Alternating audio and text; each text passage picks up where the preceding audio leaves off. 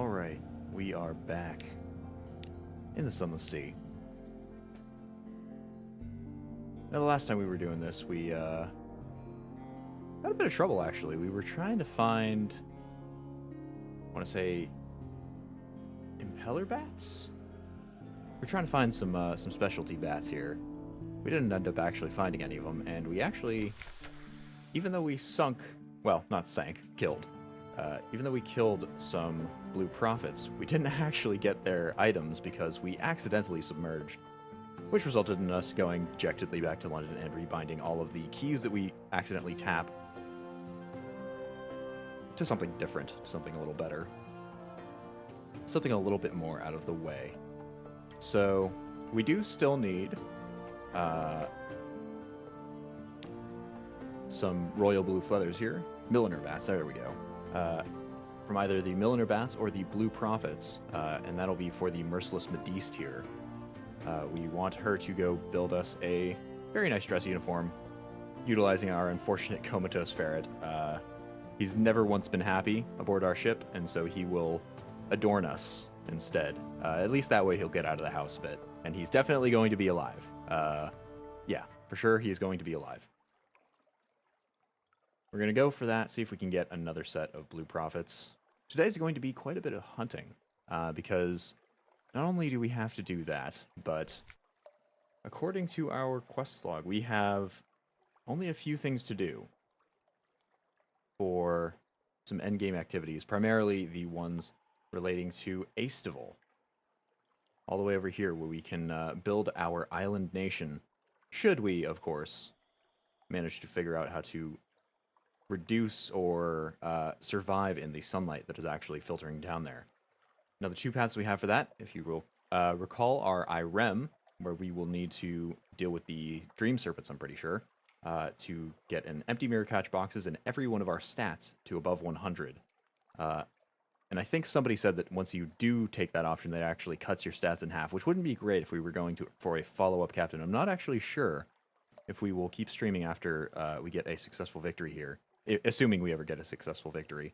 Not quite sure we will go for that, just because I am getting a little bit burnt out on Sunless Sea. I kind of would like to move to Sunless Skies just to adventure around more, to learn a bit more about that, but I'll have to leave that to whatever happens. We'll have to determine what exactly we decide to do. Maybe we'll go for one more captain after a successful victory, try to go after the Zong of the Z, which seemed like an endgame sort of activity in our lodging here. So if we check out our study, Zong of the Z requires all of the crafted items, in addition to 77 Memories of Distant Shores, Z Stories, and Tales of Terror, along with 40 secrets, a ton, and port reports from a few careful locations in the Sunless Sea, and a Dread Surmise. That very much seems like an endgame sort of ambition, so maybe we'll go after that one for a future captain once we have finished sending this one off. But that's all assuming we actually manage to get a happy ending. We already mentioned the way to create a kingdom through Irem. The other, and likely more reasonable choice, is to go through the Grand Geode down here. So the Grand Geode, the Commodore there says he has some information, and since we have promoted the Dawn Machine folks into prominence as a proper religion, I assume they'll give us a discount, maybe? Or at least I will assume that they are friendly towards us-ish. They want some vital intelligence, 7 crew mates, there we go, 50 supplies, which we will probably grab on the surface if we do that. The figurehead of the Eater of Names, which is a legendary ship that sails around the Chelonit, I believe, or at least it looked very legendary. It had a lot of health. And a Dread Surmise, which I believe is the next leg up on some of the searing enigmas we're carrying around. They wanted all of that to trade for the technology to withstand the sunlight. Maybe by looking into it, the folks at the Grand Geode, the Dawn Machine cult, they're not exactly, well, sane.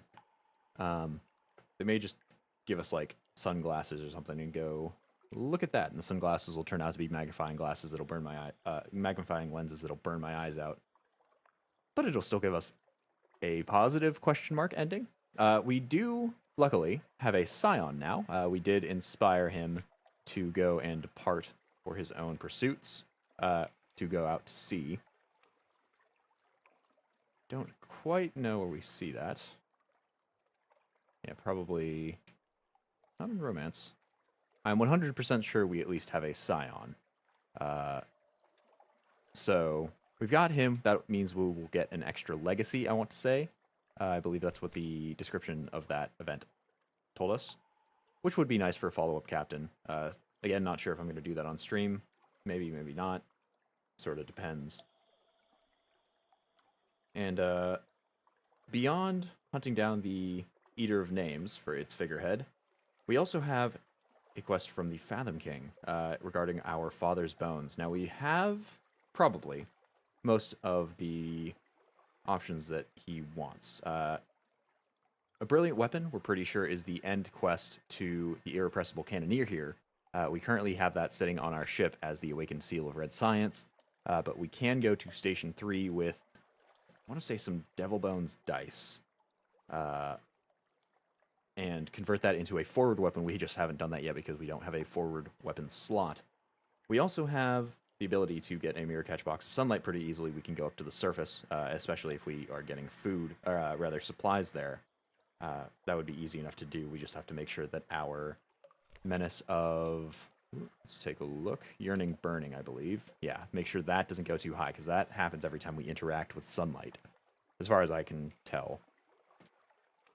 We have plenty of officers with finished quests. In fact, most of our officers here are finished. I think the only ones that aren't are the Merciless Modiste, the Genial Magician, who we haven't actually interacted with at all, the Haunted Doctor, and the Carnelian Exile here. Those, I believe, are all the ones we haven't finished. I guess we technically haven't finished the Irrepressible Cannoneer, but we could finish him at the snap of our fingers right there. So we've got plenty we could hand over to him. I will probably end up handing over the Bandaged Chef Paramount, or Paramount, because I was informed that the Bandaged Poissonnier was actually the Bandaged Poissonnier, or Poissonnier, because it's French. Gotten all the colors yet? Yes, I was actually just about to get to that, because the next thing on that step is the Eldest's End, and we managed to get all of the colors from the first curator. And as a result, he turned into a moth, whom his friend kind of kept up. We could have taken him along as a mascot, somebody said, but we kind of have a backlog of mascots here that we're not using, even if he is a very good one. So I elected not to choose that option. I elected to take the pile of secrets that were laden in his diary, his very old journal, instead.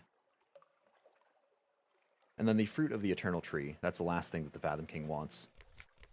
We've actually been sitting on that for a while. We have the Hesperidian Apple, which we got, I believe, from Irem in the dream there somewhere. So, yeah, we're really just ticking off these collection quests. We're going to try to get more of those, what were they called? Those feathers. The royal blue feathers from either the Milliner Bats or the Blue Prophets. Probably just going to go after Blue Prophets again, even though they do really give you a true beating, getting them going.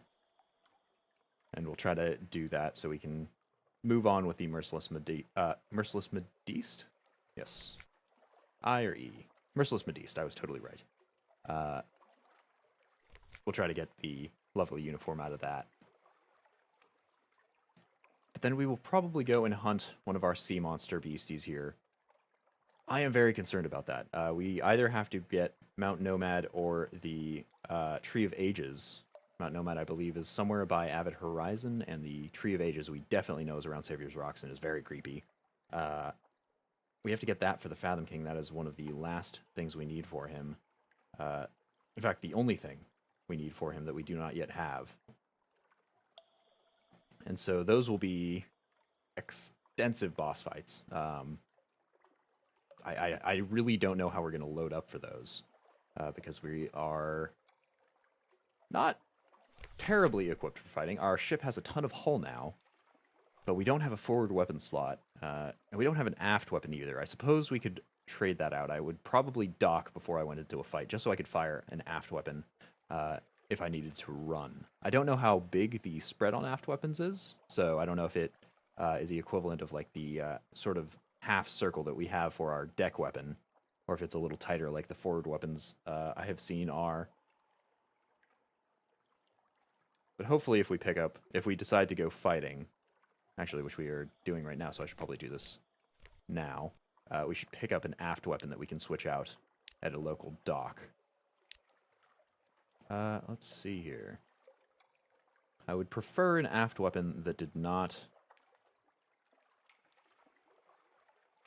take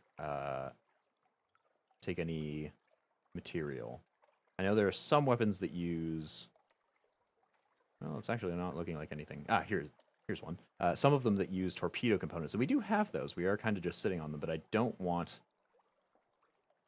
to use any weapon that uses that because it's just kind of costly over time. I assume that the financials of getting torpedoes and whatnot, especially if you're using them regularly, are going to be a little unfortunate. But it does look like they have aft weapons that do not use that. And we'll actually get something new, which we haven't had before, that being stagger mounts. Stagger, I am assuming, is just interruption. I think we've been staggered by certain weapons before. But having our own ability to stagger will actually be great. And with our ship and the new speed at which we travel with our fulgent impeller, I want to say, is the fancy engine that we picked up a little ways back, would actually make that a very useful option. So that does 28 hull and life damage. What does our current weapon do? 18. Wow, so that's actually a significant upgrade. Let's go pick that up. We've got the excess echo, at least, for now. Though in future that may not be the case. And we won't stick that on until we get into a position where we will start to fight any of those Z beasties, but it's nice to have. Got all your ship's slots filled? Yes, we do. We do have the bridge filled up with this Awakened Seal of Red Science, which is okay. We've got the We Are Clay, which apparently increases engine power and gives us some iron, while reducing our crew requirements for the engines to run at full speed. We've got the lovely, lovely Fulgent Impeller with its fantastic fuel efficiency increase. Its engine power of 5,000, which I think is actually more than any of the engines we've seen thus far. And an iron and mirrors increase. And we've got the Mile Breaker to reduce our fuel efficiency, or increase our fuel efficiency, reduce our fuel consumption just a little bit more. We don't have a forward weapon slot on the ship, but the ship gives plus 50 to our stats, all divvied up kind of separately. So I'm absolutely happy to keep that. Totally happy to keep that. Now, we made mistakes last time, but I think we can clear some of these, right? Bales of parabola linen, I want to say we got...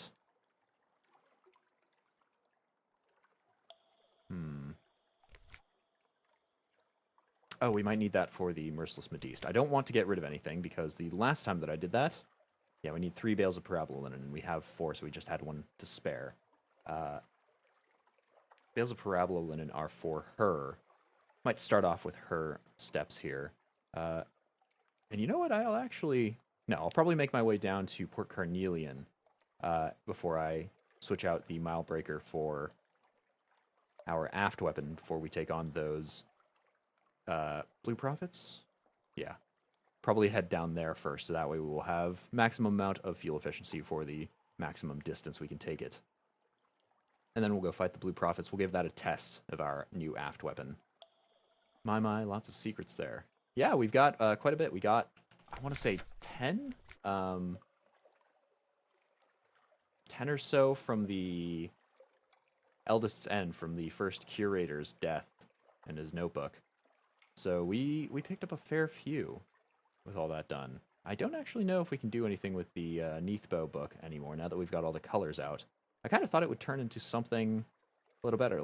Like the Horizon Codex here, I believe. Yeah, future. This passes on to future captains. It just gives you a boost to certain stats. Get your mirrors up to about 130, you can fire instantly at 0% accuracy. I don't know if I'll want to do that. I'm kind of holding on to secrets in case I get to somewhere and it's very necessary to use them. I know I have a ton, but I think having more rather than less is probably a better thing at the moment. But anyway, I've been jabbering on long enough. Let's go. We'll head to Rack first to go restock and refuel. And then down to Port Carnelian, where we will trade out our aft weapon and just comb along the coast here. Maybe all the way to Adam's Way, depending on where we find them, for blue profits or milliner bats.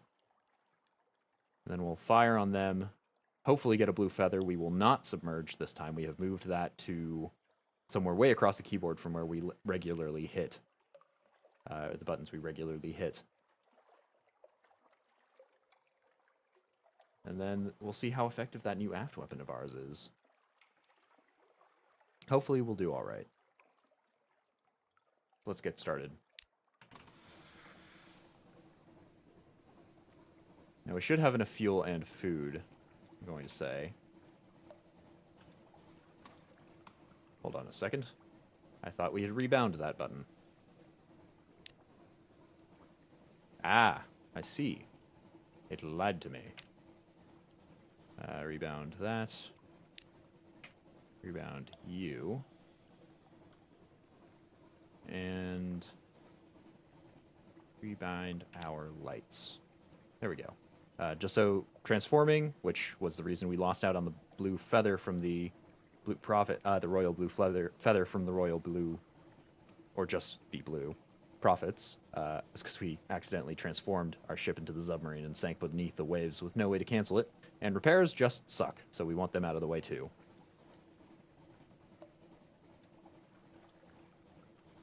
Lights are good. Z-bats are good. Turbo is a button, apparently. I've never used that before. I usually just click on our bar here. I think we are all good. Did those save this time? Oh, no, they didn't. Okay, so I see the issue. I'm actually...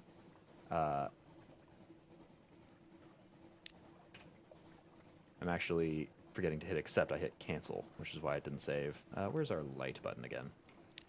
There we go. Accept, this time, they should stay, right? Transform P, lights R, repair I. Perfect. So, now we should be good. Oh, God. Okay. Dodge the buoy.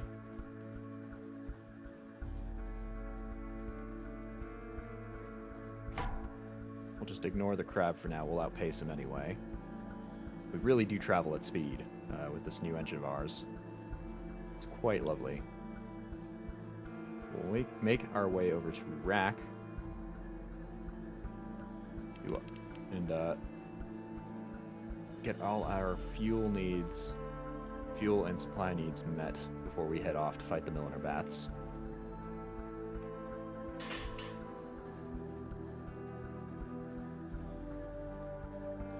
So I think, let's see if we submerge here-ish. Should be okay.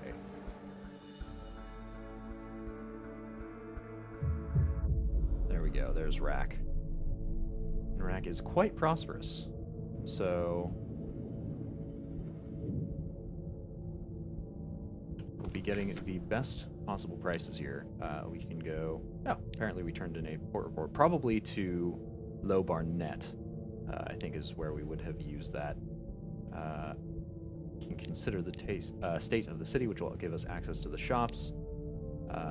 We can go wrecking in Venderbite, which will get us more tether. Not sure what we really do with tether anymore. I think we've seen all the stories of possible lives past. And we can go and get ourselves some fuel and supply. So supplies, probably first. We've got about 50 cargo spaces to work with. We have a fair bit of crew, so I think probably 15 supply? I think that'll probably tide us over for a little while.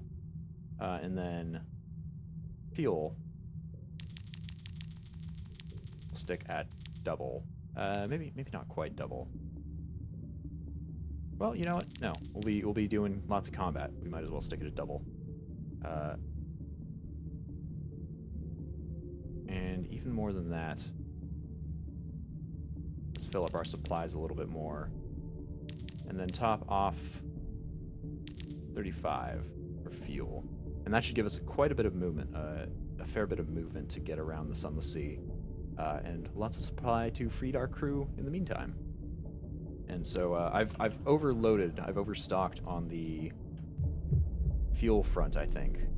I do believe. Because I anticipate that we will have to go around in many circles to fight these bats. Oh, and there's a bound shark. So how are we doing in terms of being at Port Carnelian? We're a little bit east of it.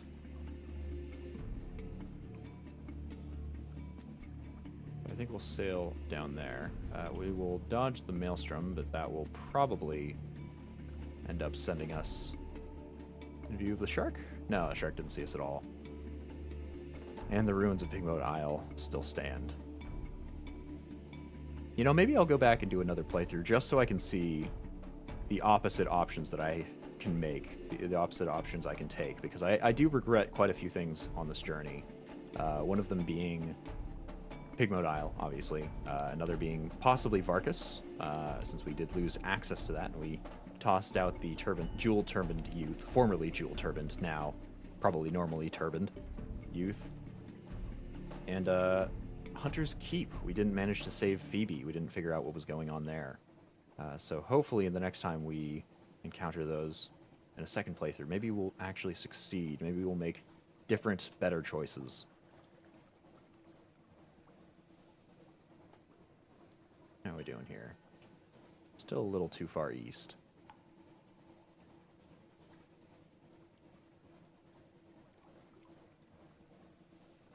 And in Port Carnelian, we'll probably just top off our fuel and supply. Maybe I should have done that in... Oh, there's some milliner bats. Or some blue prophets, rather. So at least we won't have to travel far to fight them. We'll go make our way here. We can check on our spy network. Not with a Judgment's Egg, nor with a Searing Enigma. Please kindly seek another opportunity. Hold on a minute. We have romantic literature, don't we? Oh, approved romantic literature. Oh, that sucks. What, did they chop out all the fun parts? I feel robbed. I feel moderately robbed.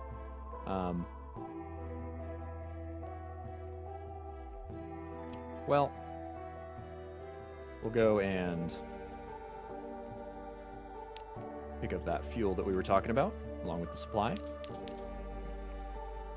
It'll be a little bit more expensive than in Rack, but it will still be worthwhile, and I'm sure we'll burn quite a bit of that fuel fighting off these milliner bats. And then we need to switch out our gun for the Milebreaker here.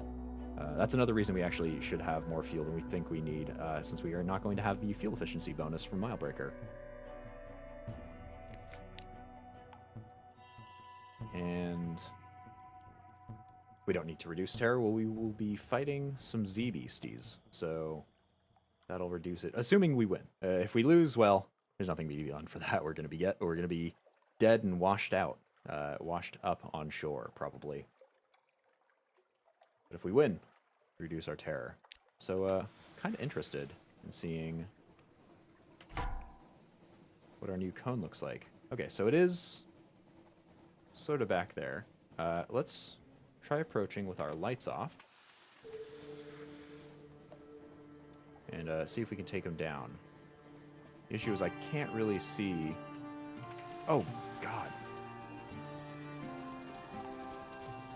Are they gonna fight me here? Oh, yeah. They already see. So I don't know where their core is. It makes it very difficult to properly fight them, since they kind of just swirl around. Alright, let's try out our new weapon here. Let's stun him.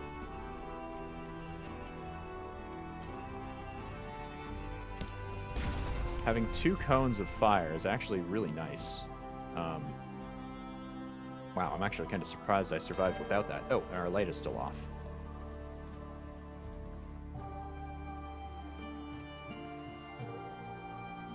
So this isn't actually as bad as I thought it would be.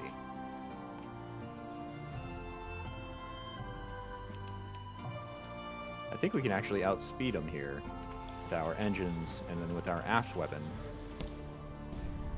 we can questionably stun them.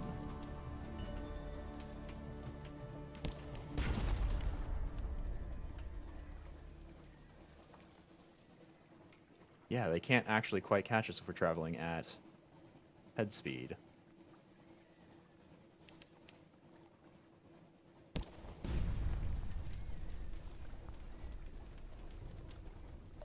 So this combat is much easier. Ooh, I did get a hit in. Combat is much easier with 2 cones of fire. This is actually perfect.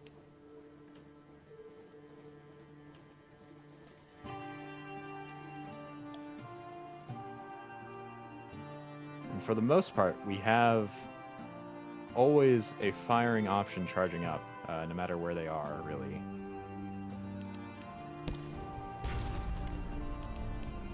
So it'll either be with our forward guns or our rear weapon here.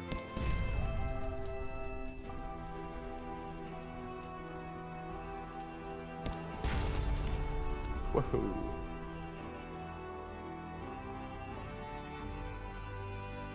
Alright. Ow.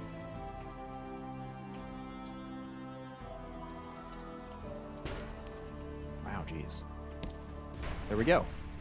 We took him down. There we go. That was so much easier with an aft weapon. Wow, amazing. We will ignore our crew's terror, because we have gone and destroyed the Blue Prophets. A mortal battle against parrots. That's the Elder Continent for you.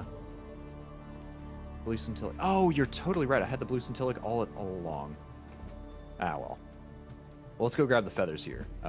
Recover feathers from the Prophets. They'll sell in London and in Khan's Heart.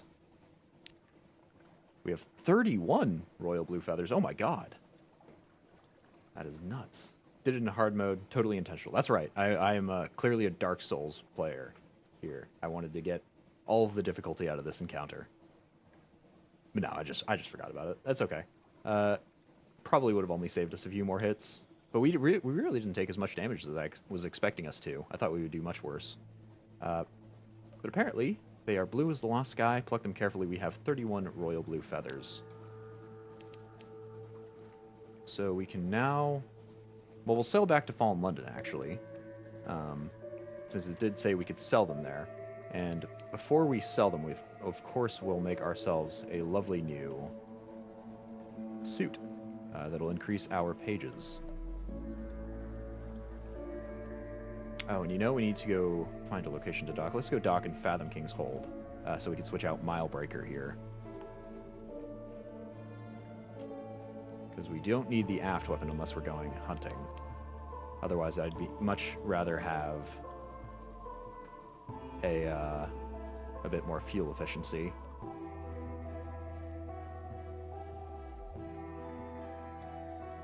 I'm kind of saddened that there aren't any ships with duplicate slots. I would really like to have, for instance, a double aft slot. Maybe that's something in the sequel that they add, but at present, it's not great. I suppose we could do a Lornfluke fight, since we did see one down there. I believe they give secrets, somebody said.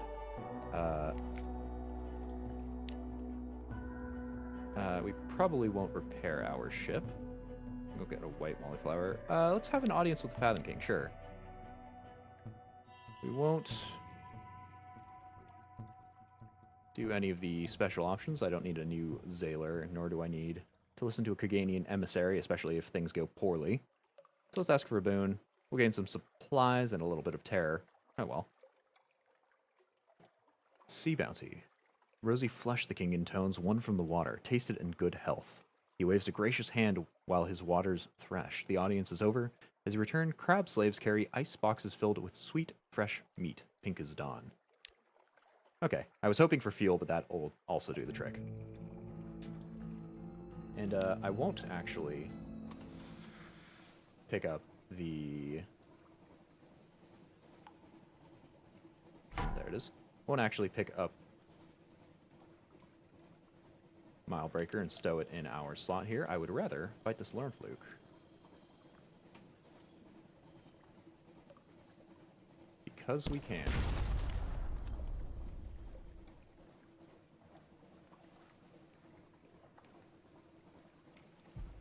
Whoa. Oh, God. What the heck is that?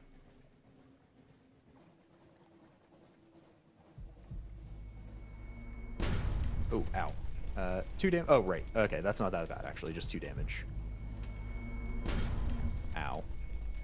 So if it could kindly stop doing 2 damage, I would be much appreciated.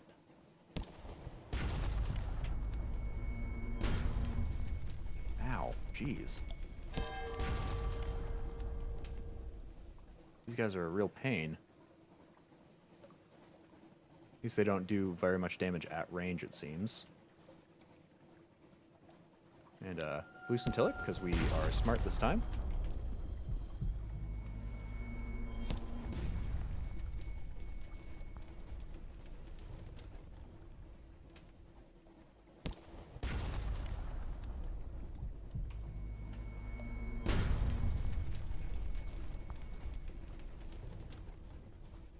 These are both almost charged, but once they aren't...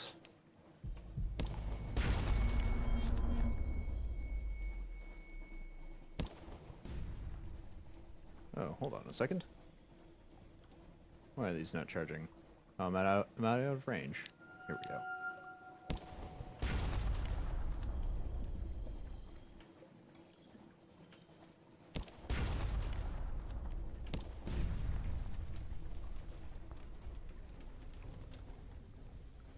Yeah, fighting, along with being much more entertaining, is a lot easier with the aft weapon here.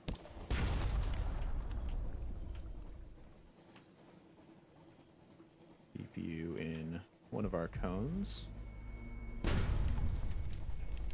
Yeah, luckily, he's very much not doing that much damage. 2 damage is something we can tank pretty much infinitely. At the rate that he's currently doing damage to us, we will take approximately 225 kills, or hits to get killed. We're doing okay.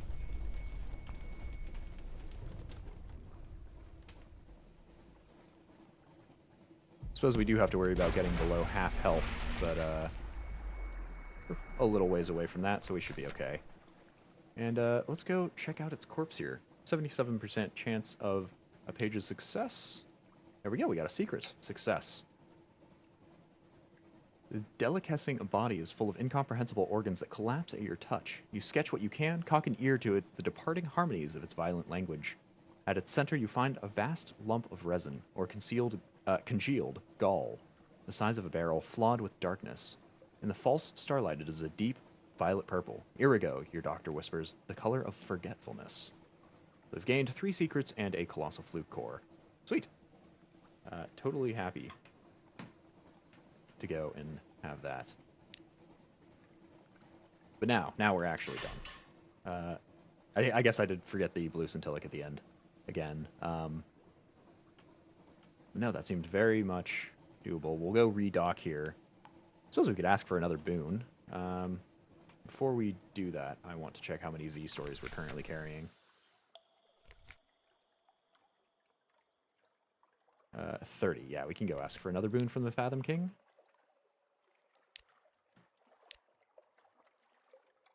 We will not witness an execution. I do not need any more terror, I'm sure. 53, yeah, it's not great. Supplies, still okay. Oh, but we should go make our lovely, lovely suit from the Merciless Modiste. Dressed to kill in her own unique fashions, please dress me as well. Let's commission a new dress uniform. Captain, they will be calling you Admiral.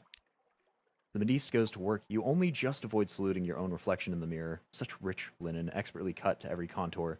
The understated plumage, the fur collar that is definitely our alive ferret. I know what you're thinking. A damned shame it couldn't have been Ermine. The modiste nods, admiring her work. Come, Captain, your public awaits. And we lost our comatose ferret because he's currently wrapped around our neck, listening into our conversations. He is our lovely spy in this uniform. We've gained 1 pages. Okay, that was not as many pages as I thought we would get from this. Lost a royal blue feather and 3 bales of perambul linen. Oh, and you can actually do this. Well, I guess not infinitely. If you had more than 1 comatose ferret, you could. But the other ones, apparently you might be able to do that infinitely. So how do we move on her quest line here? Let's inquire about her time with the set. It's a scandal she speaks of with deep fondness. Underwater renegades, of course you've heard of us, my captain. We are art's last bastion against the cowardly and the mundane. We sail irrepressible beneath the waves, free of censors and censure, the muses of our compass and guide. Well, when time and tides permit, of course. It has been too long since our last little salon, and the unpleasantness. The modiste adjusts the bodice she is sewing, pins it in place. But the wonders we once crafted in the waxlight, the perfidious composer, every betrayal a new operetta, the ender of critics, knives blunt as their wits, the silent sculptress so unjustly exiled, when the truth emerged about her torments of clay and bone. Such fine teas she served.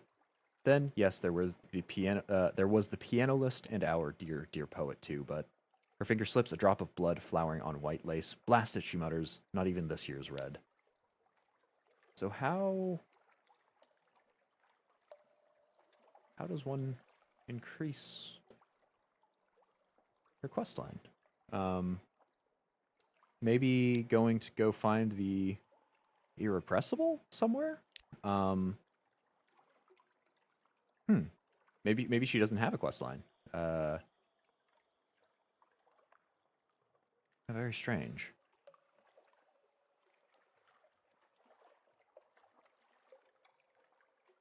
Maybe we have to commission all 3 sets. We aren't wearing any of them, right?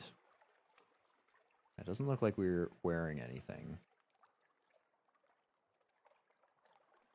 I'm late? Not too late. We've only made a suit for a dress suit from the commissioned one from the merciless modiste, and killed some blue prophets, which apparently gave us their feathers. 30 of them. I'm not quite sure what these are used for. Apparently we can sell them, but if they're usable for something else, then I would very much like not to. Let's go continue on back to Fallen London, though. Another Corvette. We could take on our lovely pirate poet, whom we have spent quite a bit of time with.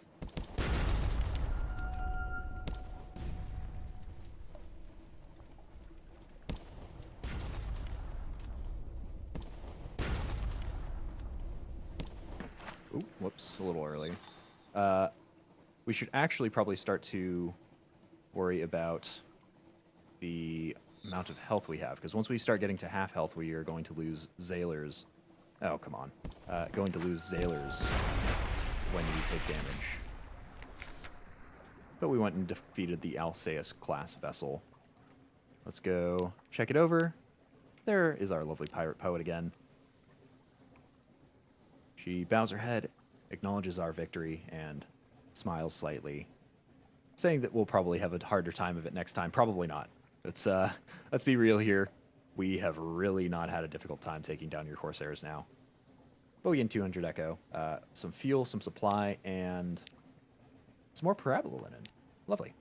We could probably sell some of that, or all of that, rather, in Fallen London.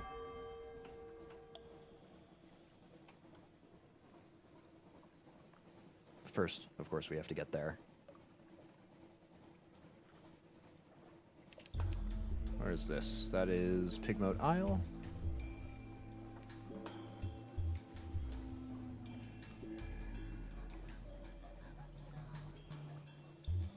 So that is doing all right.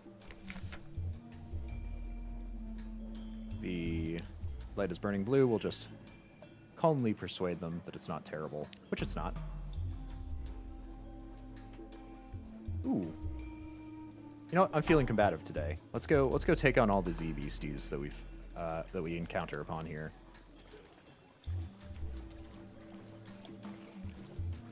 Oops. A little close. A little close for comfort. Oh boy. Yeah, way too close.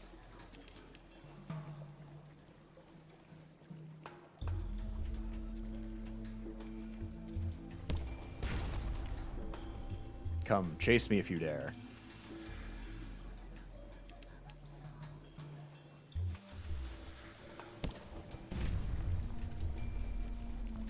I guess interrupts don't really work too well on sea beasts.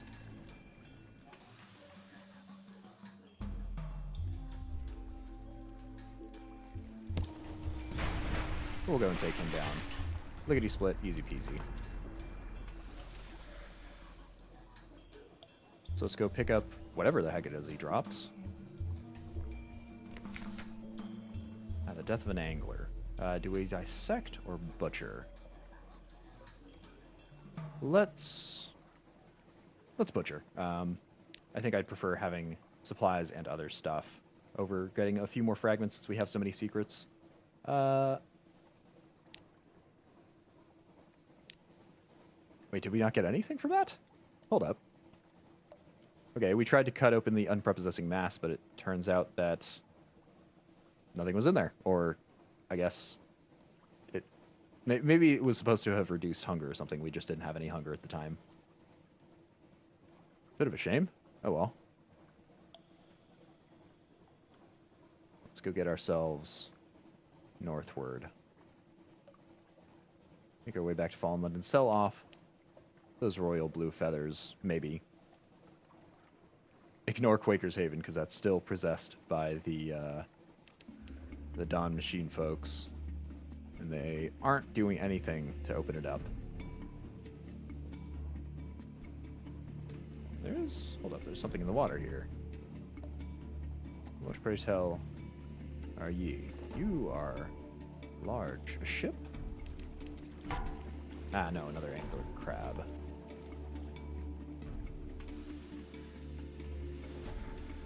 At this stage of the game, you can use supplies to repair yourself pretty economically. Is that so?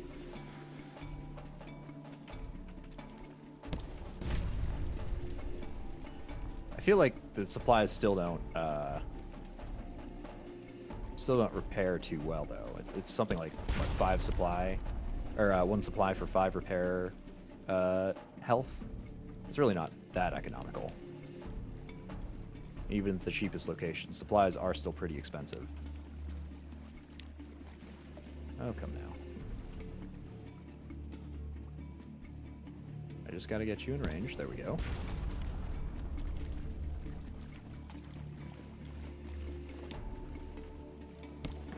Whoops, not like that, though.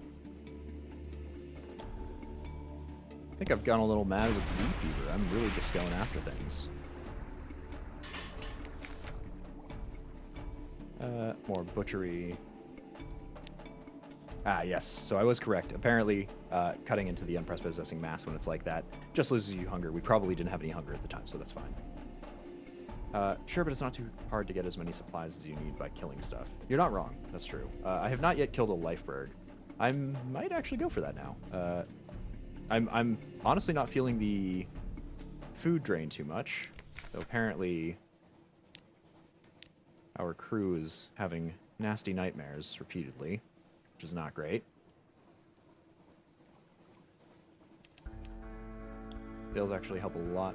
Yours are still pretty low. Yeah, I was not super happy that our veils are lower. I would have preferred our veils be higher to where our mirrors are now. But, it's what you get. Yeah, we're all good here. Don't have any nasty things. Do we? Yeah, I don't know anything. There we go. We will go sell off our approved romantic literature, if I can find it. Because they apparently are not the same thing as romantic literature. We got 34 secrets to use. Yes, but I like having them in case I need them. It's a bit of a collectible, but you know, just in case. Yes, I'm a bit of a hoarder, perhaps, but I'd say it's still valuable. And I'm actually pretty happy with just sitting on Milebreaker here. I didn't actually notice the lack of fuel too much. I'm sure I will over time. But having that aft weapon... You know what? Let's go out hunting. Let's just go out and hunt things. We don't really have any destinations in mind. We've got this colossal fluke core. I do want to go check here where we could sell that at cost. Because I swear I've seen that before for a fairly decent price. Let's check our undersea economy out here.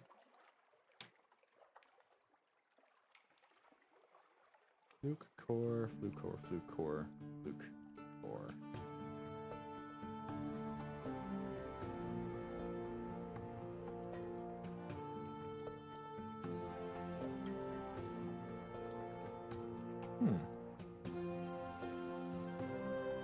Apparently that is less present than I thought it was. We can't sit on it, it is a pretty rare item. Roser's Wharf or the Scholar. Yeah, I suppose we could do either of those locations. I'm just going to double check the rest of the undersea economy. It does span a good 2 pages at this point.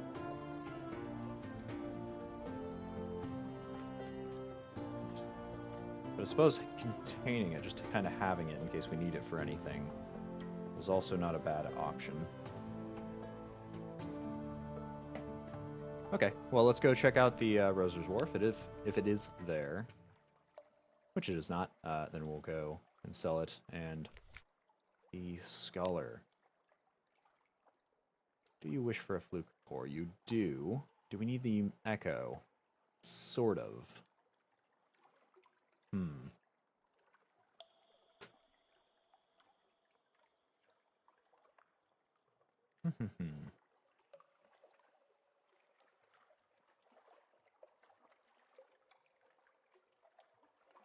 Maybe we'll hold it.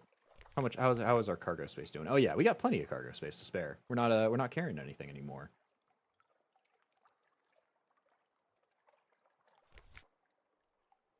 So, do we want to talk to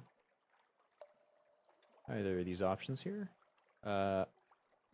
Apparently he can spell the darkness. Ah, that's probably reducing terror. He would be the one to talk to increase our veils, if we intended on doing that.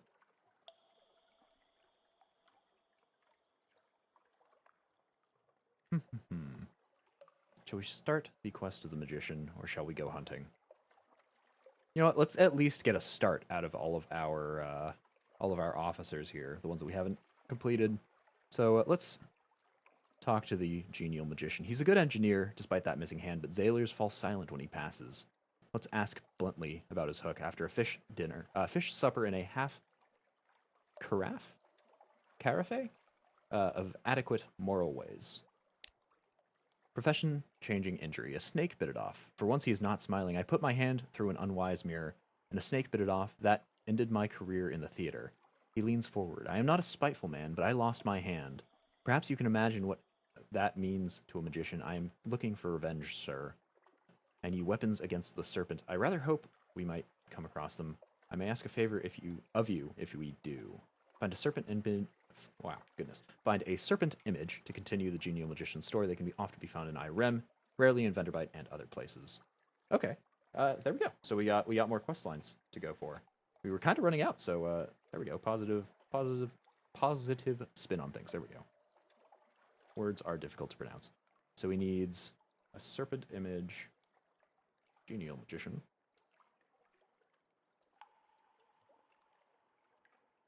Needs us to go to vendor bite. Or more likely, Irem. Or a serpent image.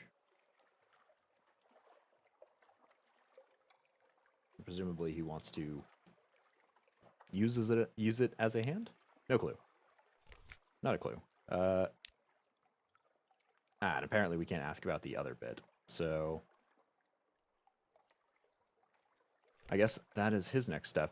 Let's talk to the haunted doctor here. I think we already chatted about something up here. You know what, let's just go straight for the topic here. Let's ask about his medical career. He's soft-voiced, courteous, rarely makes eye contact, but often stares at other people's eyes from afar. Maybe because he wants one of his own. But let's ask about his medical career. He looks up from a wounded zailor. No, I mustn't. No, I have no stories you would wish to hear. He sniffs, unless, would that be Z-Trout? Sure, let's say it is. A dour companion, the doctor pushes more food around his plate than he puts into his mouth, and he eats. And what he eats, he chews until all taste has been squeezed out. Between bites, he sips only water, evading all questions where opinion is sought. It is only when the subject turns to his trade that something flickers inside him, old memories of pain and pride.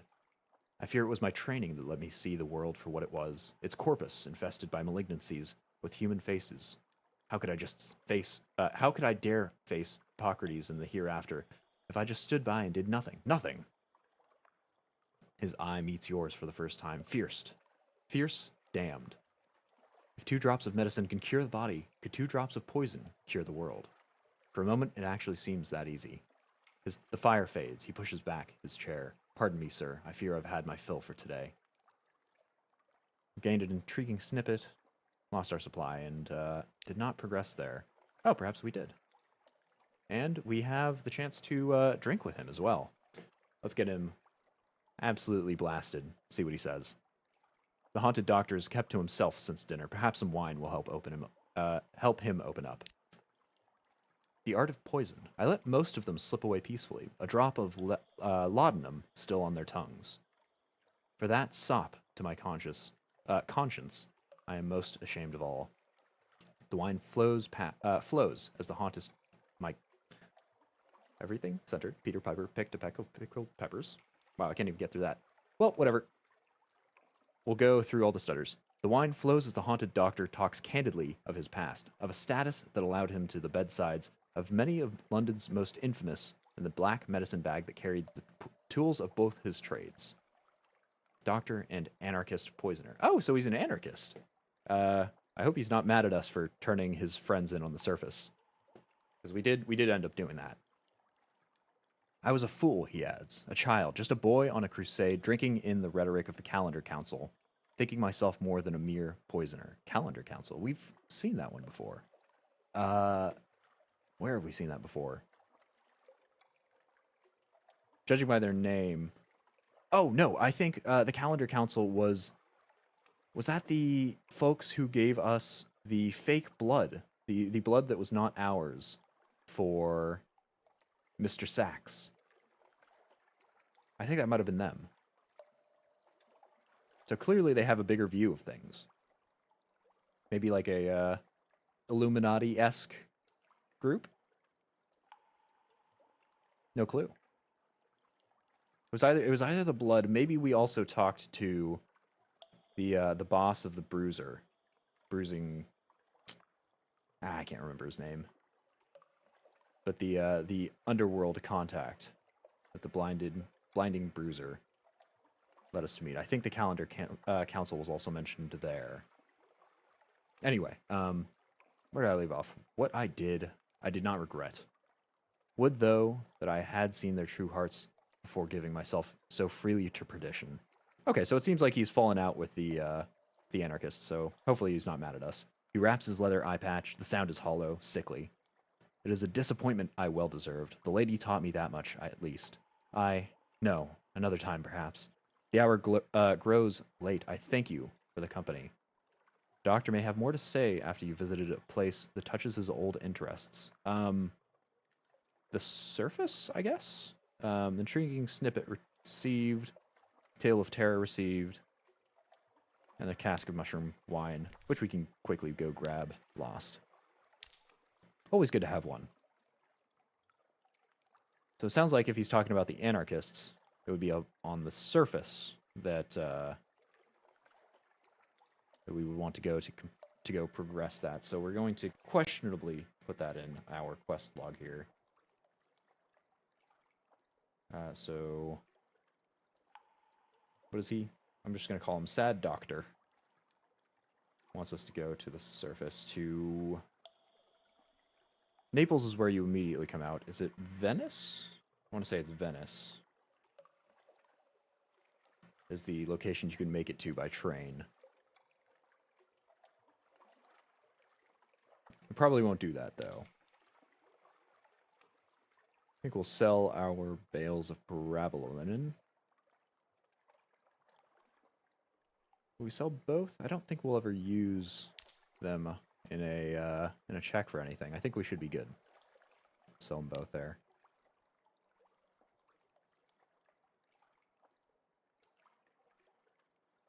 This is a worse version of the one we got from Caminus Yards.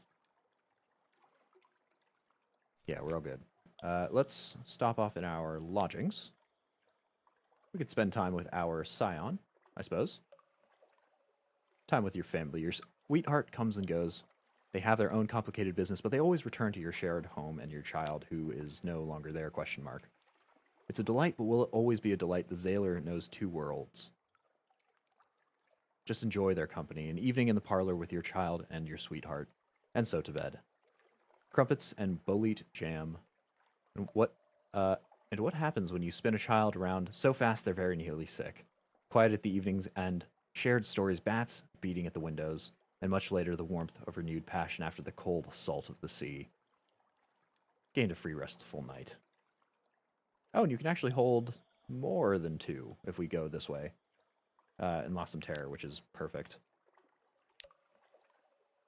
Now, we have a new quest. We need to go to either Venderbite, possibly, or Irem, likely, for the Genial Magician. Conveniently, that is also where the nearby, where the Eater of Names is, and we do need their figurehead. I hope that's an item that we can get from... that we can get and hold in our hold in the Curiosities section. I very much doubt that it is, though, is the issue. So... I guess it'll take up one more cargo space. We've got plenty of cargo space, so we should be okay. But perhaps we should chase after the Heart of Mountain Nomad or the Tree of Ages, because once we get the figurehead of the Eater of Names, we'll have just about everything we need to deal with the Commodore. We can get the Dread Surmise, and that will probably end the run. That'll end the playthrough here. Or so I would assume.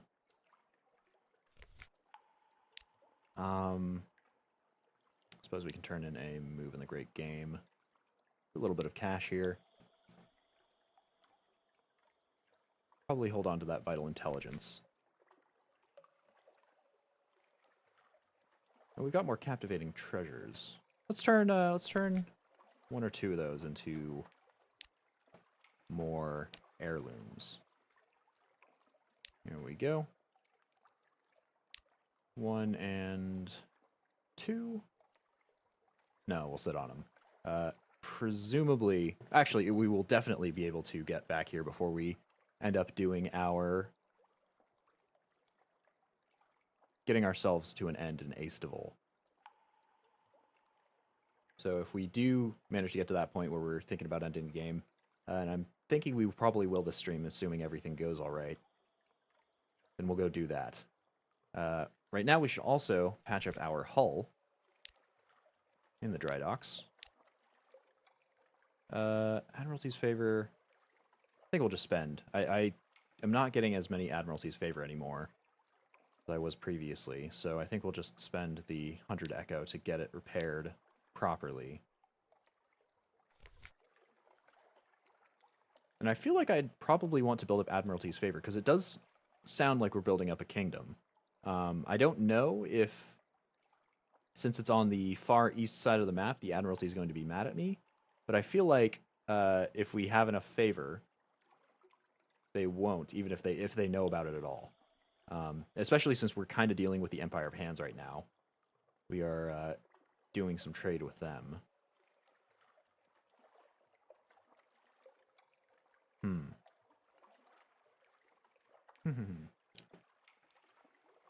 Anyway, Roser's Wharf is all done. We don't need more crew, do we? We may need more crew. I'm actually going to throw in Milebreaker until we get a little bit closer for some fuel efficiency. And I think we'll pick up at least the free crew here. So London, new recruit, and a Zailor for 5 echo. And a little bit of terror reduction too. Perfect. And then we will go up to Venderbite to go see if we can find whatever the genial magician wants there. A dream snake, presumably. Or a mirror snake. Those separate things. Across to Demuth Island to pick up another free crewmate. Then off, eventually, to Irem. Then we'll head down, probably change over our Milebreaker, our fuel efficiency, to the aft weapon that we just picked up. And we'll head down to the Chelonit, or thereabouts, to go find the Eater of Names. Or do we change the order here? Maybe we head...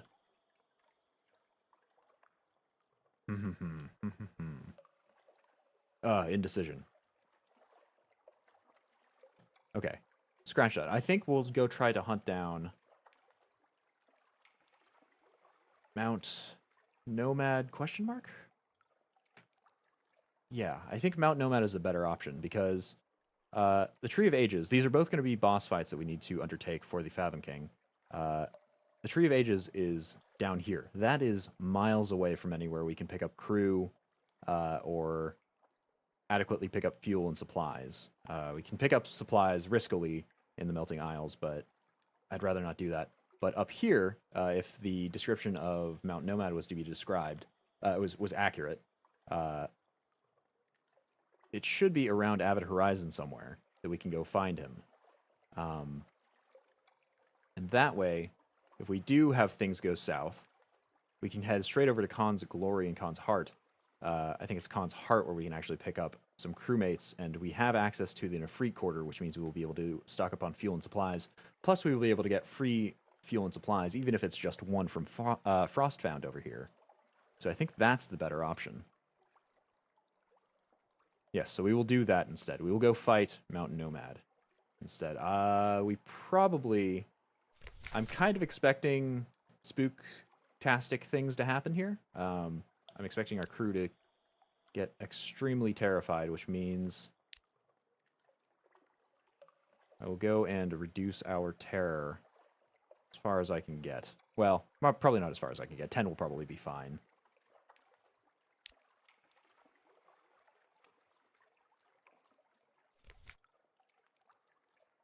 I think we've finished everything here. Our hull is repaired. Our ship is arranged in the way that we wish.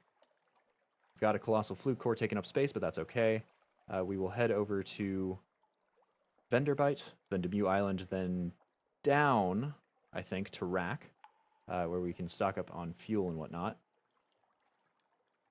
Then up to Avid Horizon. Yes.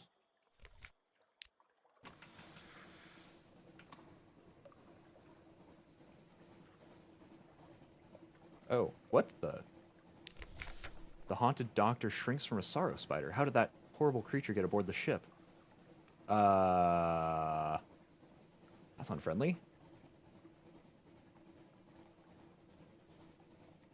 Yeah, let's, I guess let's smash the sorrow spider with a flung boot. How did that horrible creature get aboard the ship? I concur. A relief. The haunted doctor breathes easier. He rummages for a hidden bottle, drinks deep. I apologize, sir. It is not that I am a cowardly man, merely... He sighs. I was not Neathborn. When I ventured here, I knew nothing of clay men. I had hardly imagined I might one day share a hansom cab with a charismatic devil. I had never even heard tell of the sorrow spiders whose webs catch men's minds as easily as their bodies. Really? Okay, so that's why they're spooky. Why is it also why is the image holding onto an eyeball here? Did it steal his remaining eye? Probably not, but still. Okay, so I guess that's why sorrow spiders are so feared. I thought they were just creepy spiders, and I would 100% be fearing them if they were just like that. But apparently if they snare the mind as well, that would add even more insult to injury. Have you not visited the observatory where they nest? I suspect not. His hand trembles. It was a full year I found myself there with the lady. She wrapped me in silk, and her children kept me warm. She gave me her sight, and all she asked in return was my eye. It was a dream. It was a dream I cannot call a nightmare, yet one I woke from with shivers and a revelation. If it is in light that such sorrow breeds, only in darkness could there be hope, in the liberation of night.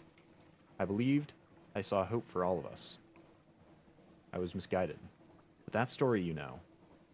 Please, I would return to my duty. Okay. Does he want us to go to... I mean, we'll write this down in the quest. Maybe, oh, where is that? Savior's Rocks?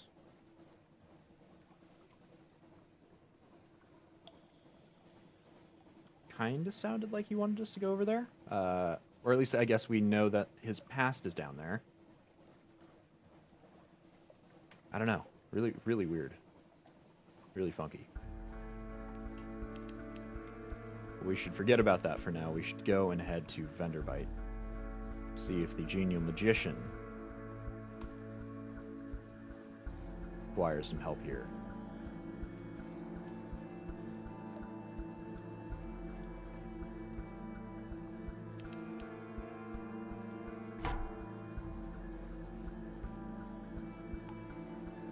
Trust me, my friend, you do not want to raise my ire. Alright, looks like we just sailed right past.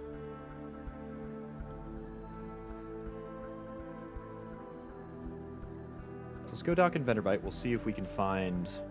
It was a serpent image. And we can also lure the ships to Rack here. We won't inspire the Wanderlust. We do not want to take care of tomb colonists again. That would suck. We could sell Visions of the Surface. We could sell the Monstrous Almanac. What is this actually made from?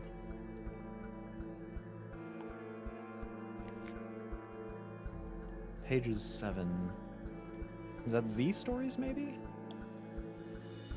7 artifacts.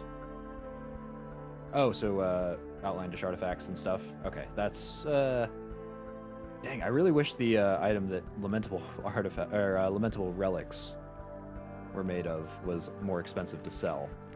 So I would love to use that as a money-making option. But I suppose our money is satisfactory for now. But it doesn't look like we encountered whatever it was in Venderbite that the genial magician wished for. There's kind of a way to do that. Oh, okay. I know you can sell it for 100 echoes up in Wither, I want to say, or maybe it's Codex. But it's really not that much, especially when compared to how much some of the other options sell for.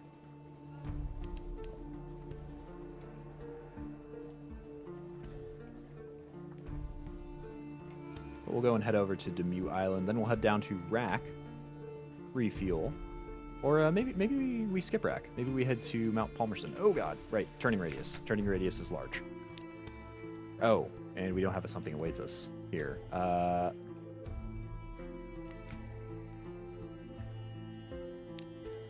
think we'll be fine, right? But yeah, we can skip Rack, because if we're just going for fuel, because we do have plenty of supplies, we can go and scavenge more here, I think. Well, maybe not. I think we have plenty of supplies. Then fuel in Mount Palmerston is very cheap, and I suppose if we really need supplies, we can also go to Nook. A little bit more expensive than Rack. Well, quite a bit more, because Rack is so cheap.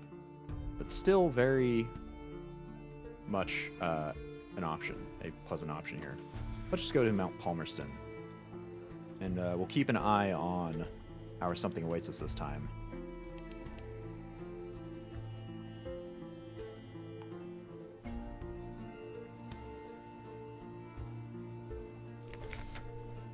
Oh, there's the nightmare. We're going to flee. Of course, it's still going to give us terror, because the nightmares just suck like that.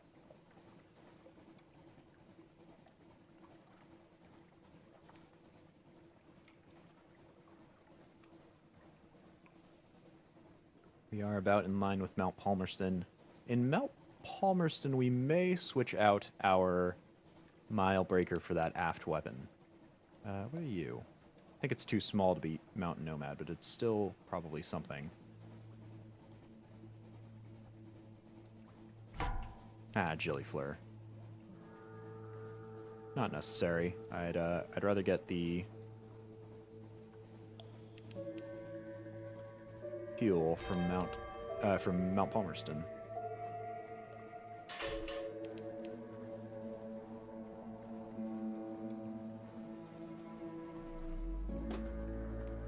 Oh, right. This far north, we're going to have to worry about snow. That'll mess with our engine, especially if we're in a fight with something like Mount Nomad. That'll be a huge problem.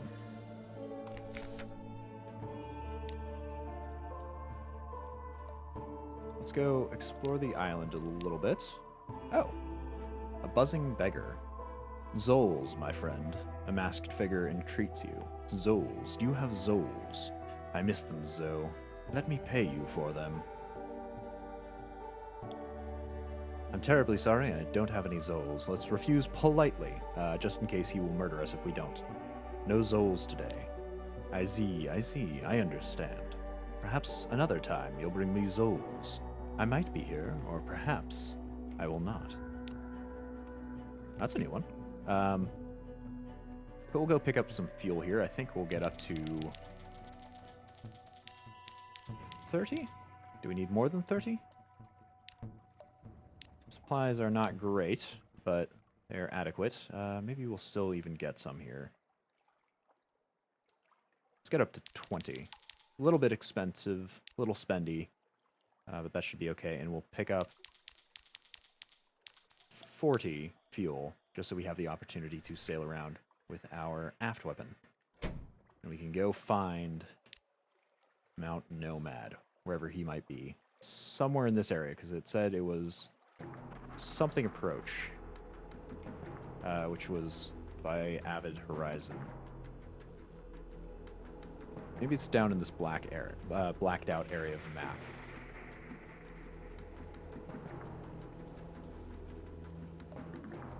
We'll go, hopefully travel all the way around this snow.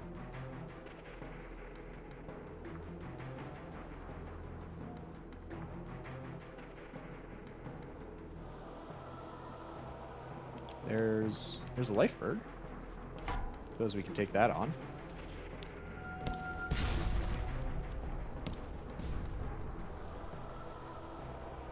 Haven't yet tried that out, and I think somebody said that they gave supplies?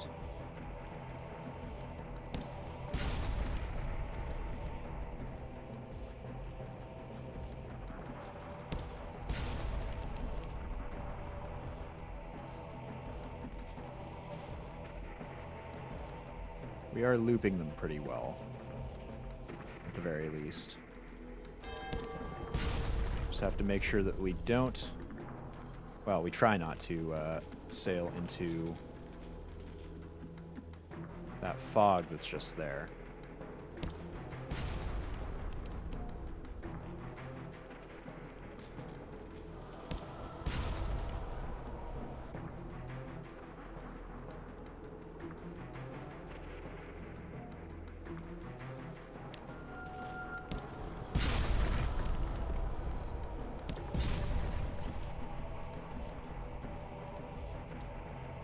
Yeah, I feel great in this ship. This feels like a combat ship now with the fulgent impeller and everything. This is definitely something I could see myself taking on nasties with. We've sank our first lifeberg, I think. Take a moment to enjoy your victory, then poke through the fragments. I think we'll focus on replenishing supplies here, just so we don't have to worry about it later. It's big. There may be something edible or combustible in there somewhere. A disappointing haul. A few frozen and half-digested turbot? Not sure what that one is. A barrel of extravagantly ancient limes. Wow, that's a disappointment? That's a failure? 6 supplies. That's a ton. Yeah, no kidding that hunting lifebergs is a good source of supply.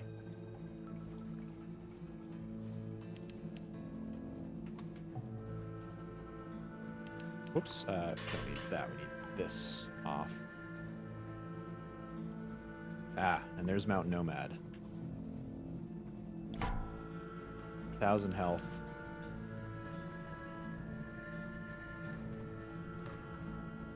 Okay, let's take him on. Uh-oh.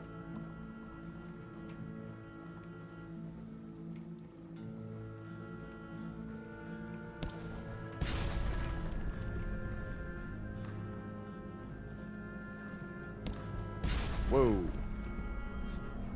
Discovered Mount Nomad, the glass mountain that eats ships. That's not pleasant.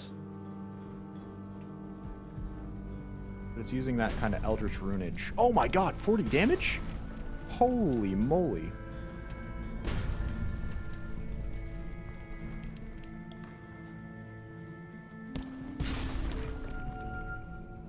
Okay, we got to hit him with the stun.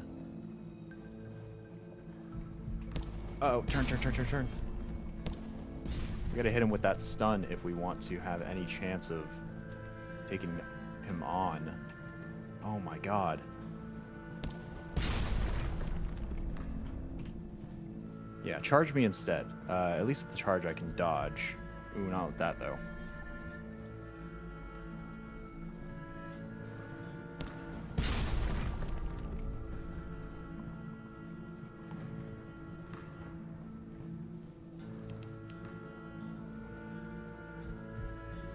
Uh-oh. Okay, we're getting to danger zones here.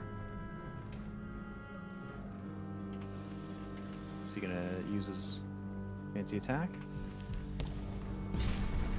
There we go. Get the stun off. Get some damage in.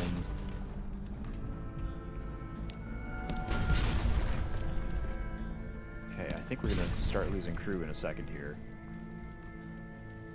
That's very not good. That's extremely not good.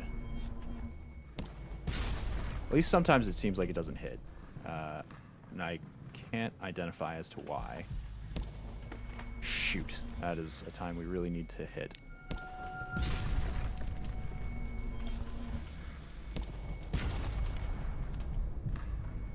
Uh-oh. Whoa.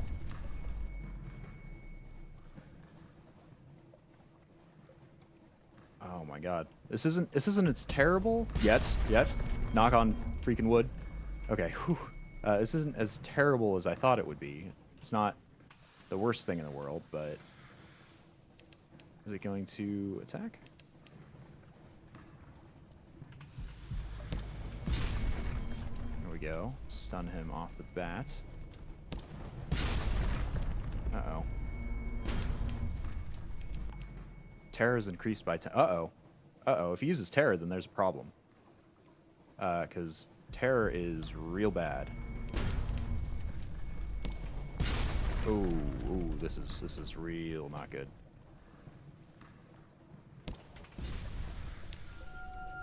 Okay. I'm also noticing that our ship is not doing so hot. He's almost gone. Okay.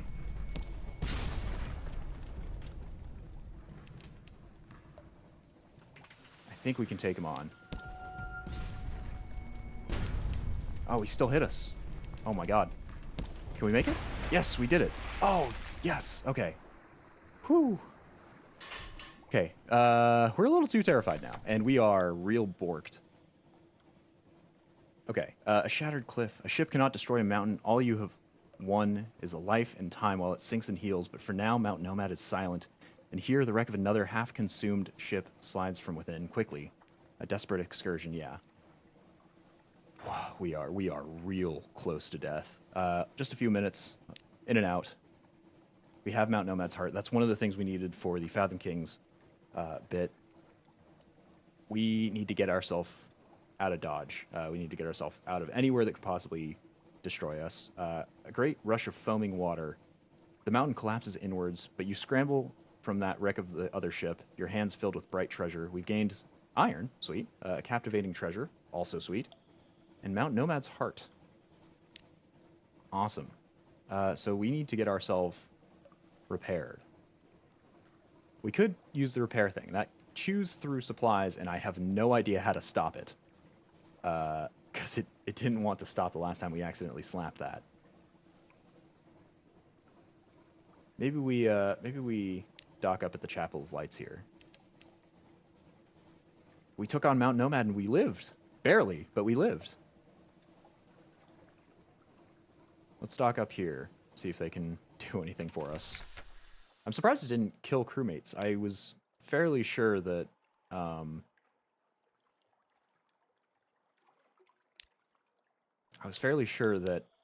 taking damage below half health kills crewmates. Maybe that's just for actual weapons instead of kind of the Eldritch sort of damage that he was doing. We won't sate our hunger, even though we have unaccountably peckish here. So reduce your nightmare strength, but also scar you permanently. I may want to do this. We have a lot of nightmare's strength. If this does all of it at once, that would probably be worthwhile. I don't know what being scarred permanently is. I hope that's just sort of a property. In the same way that we have the Mark of the South or something like that from sailing off the southern edge. But if it reduces the number of wounds that we can take, even if it's just by one, then it becomes not worth it. I think we'll sit on things. We'll just let things go as they are. We can't go heal up here. But we should have plenty of fuel and supply to get us home.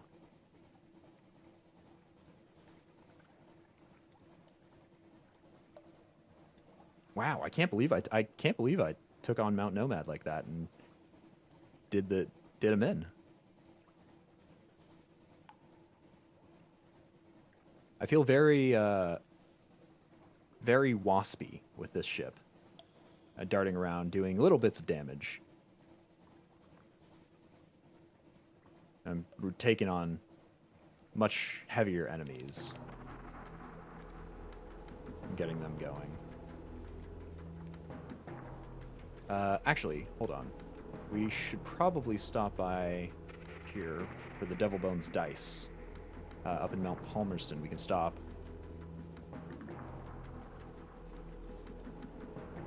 Because that way we can get the brilliant weapon from Station 3 once we get that. I think Devil Bones dice here is what we need. I've got to go check.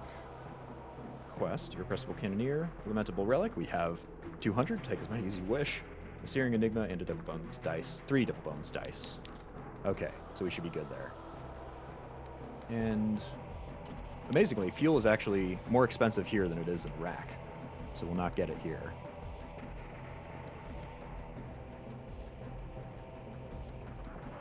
And we won't take any unnecessary fights on the way back. We will just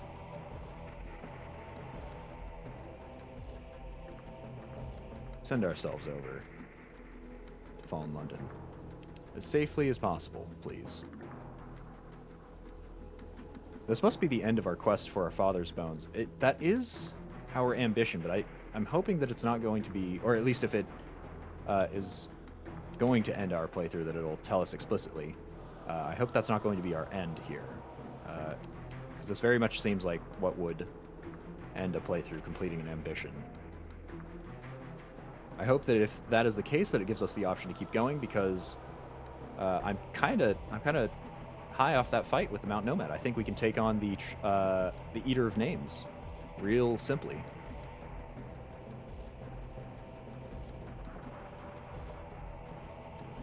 Big crab? No thank you. How far off are we? We're by Venderbite. So this must be Guider's Morn? What to say? No, this is just a lighthouse. That's Moody's Light. Yeah, we'll just bypass that crab. It can't keep up with us. This one might be able to, just because it's already en route. Ooh. Just a careful skirt around it will keep us safe. Oh my god, but he moves at speed, though. Look at that. Look at those little legs go. Oh, come on. And a bats, too? Why is it when I mean, I could take any of these out with a single shot, but assuming they do any damage. I guess we still have 80-something health. That should be alright for us. That's okay, though. We made it out. We didn't take any damage.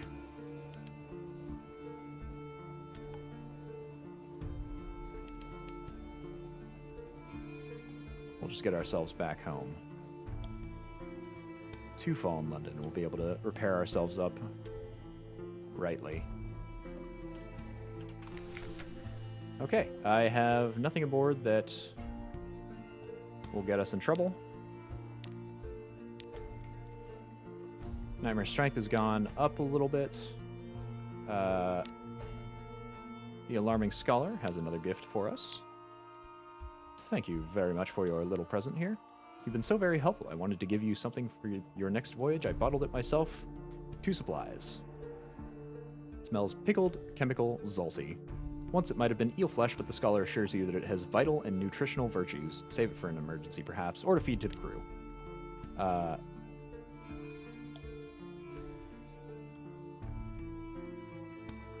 Now we do, I believe, yeah, have some extra intriguing snippets. Here it is. And that will gain us a little bit of echo. We'll hold on to 2 of those. Everything else here will be good with. How much does an unread log trade for? 20 echo. If it had traded for a better price, I might trade a bunch of... what are they called? A bunch of the lamentable relics for unread logs, because we can do that over in Codex, I believe, but I think it might require a something awaits you. So it may not be a viable trader option en masse the way that we have so many lamentable relics. I'm sure we can probably turn them into something, but just having them will be okay. Does it take long to get the Clattery Heart? I'd say that was the most significant quest in this playthrough. It does take quite a bit of time. You've got to go to quite a few locations, and not quite take risks, but you have to do many chance checks. Luckily, I had somebody in my chat when I was going through, helping me kind of do risk assessment on how I could possibly get things. Because I think if you do it wrong, you can lose the air here. But luckily, we had a small guide, not too much spoilerage, but a wee bit, and so we came out all right. I think we could probably trade some extraordinary implications as well. I haven't seen them used in many other locations. We'll trade 2, hang on to 3. And that will cover our repairs here, because that will be the first things we want to get done. There we go. What engine do you have on the ship? It was super fast. That was also another extensive quest. We have the Fulgent Impeller here, and that was the reward for the quest with the tireless mechanic. And that takes a fair bit of doing. Luckily, we were already towards the later edges of this playthrough, so we had a fair few resources to get that done. And we knew trade routes and all that sort of thing to get that finished. But the Fulgent Impeller, if you can get it, I would absolutely recommend going for it, because not only is it fast, it is extremely fuel efficient as well. It cuts your fuel usage by half, which for the speeds that it produces, it just makes it, I think, the best engine in the game. Maybe there's something better. I don't know. I'm not super familiar with the objects in the game, but at least from the ones that I've seen, from the visuals that I've seen here, it's definitely the best engine. It's got double the engine power of this, 40% more fuel efficiency than this one, and it also with better engine power. Yeah, it's just a fantastic engine, all in all. Anyway, right, we have finished with getting the heart of Mount Nomad.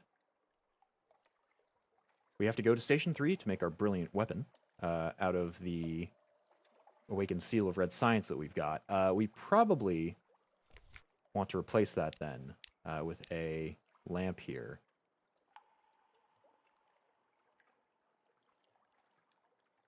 Now, those are actually surprisingly expensive. Do we have anything else that goes aboard that bridge slot?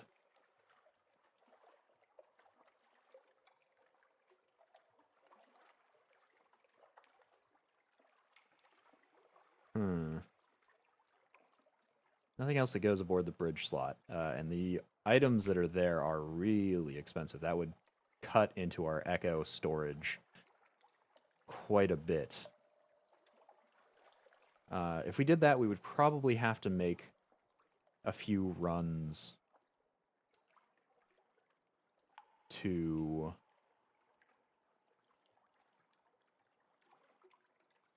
trade up something for echo. The issue is I don't know what profitable trades there are to be made. Sphinx Stone is obviously out of the option because that was gone a long time ago, but unfortunately our next best option, the Dark Drop coffee beans, are also not able to be run because the Surface Cafe we were trading with is now gone. We can't make the thousands and thousands of echo that we were making before via that route. Maybe we could take a more difficult route, because I know you can trade sacks of Dark Drop coffee beans. You can trade that in Irem for Parabola Linen. Parabola Linen sells for 60 echo in Fallen London. I'm sure it sells for more elsewhere. Maybe. We'll go and check the Sunless Sea logs here. But if we ran Dark Drop coffee beans from the cheapest location where we can get them, 38 in Port Carnelian, 38 echoes, and traded those for bales of Parabola Linen, we'd essentially be not quite doubling, maybe like an extra thirdsing the cash that we make on it. So that we would end up with a profit. It just depends on the fuel, which I guess with the mile breaker, and the Fulgent Impeller isn't going to be nearly as bad. But the fuel and hunger costs, I don't know if we'll even break even. Let's see if we can sell it for anything more pricey. Any cost higher than the 60 echo we find in Fallen London for the Parabola Linen.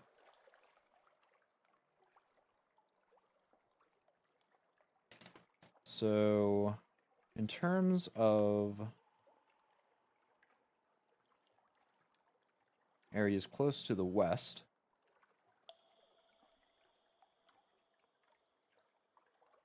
doesn't look like anywhere wants Parabola Linen for a better price than Fallen London.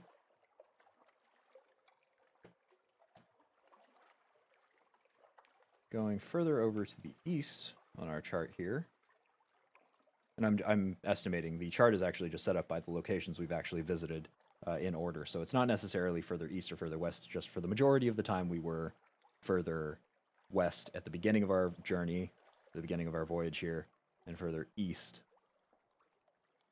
later. So most of the entries we've got here are laid out that way.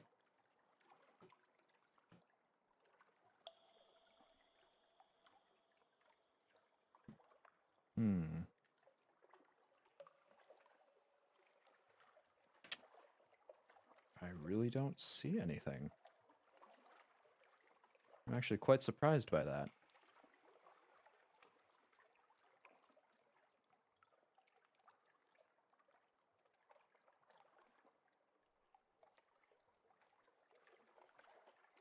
Oh, here is one. Bales of parabola linen sell for 63 echo in Adam's Way. So that's only a 3 echo increase, but I think that doubles that boosts our profit to doubling whatever amount of money we spend in Port Carnelian on the coffee. Dahoot also has a better trade option. Bales of parabola linen for 66 echo. So that, I feel like, is probably going to be the max cost here. The max price we can actually sell for. Conveniently, though, Dahoot is pretty close, with our map at least, pretty close to Irem. Oh, and you know what? I'm noticing something else here. We can buy sacks of dark drop coffee beans in Khan's Heart. And we do have access to the markets there. They're free quarters. So if we open up the map, whoops, not that, the map, please. Port Carnelian is down here. That's pretty far out of the way because Irem is in the top right corner of the map, as distant as you can get almost, without getting to the Grand Geode. However, for 2 more echo per dark drop coffee bean, if we go to Khan's Heart and head to Irem, that's pretty close. And then from there, we would trade the parabola linen down to Dahoot, which is also pretty close. And Dahoot is probably the best location we can restock over on the east side of the sea. So I think fuel there is about 10 and supplies are 18 or 19, which is very much better than most of the Sunless Sea, especially normal outside of Sunless Sea prices. Fuel is 20 echoes and supplies are 30. So that is just under or equal to Fallen London Standard. We have been getting from Rack recently, but Fallen London Standard, it is still the gold standard that I hold to for fuel and supply.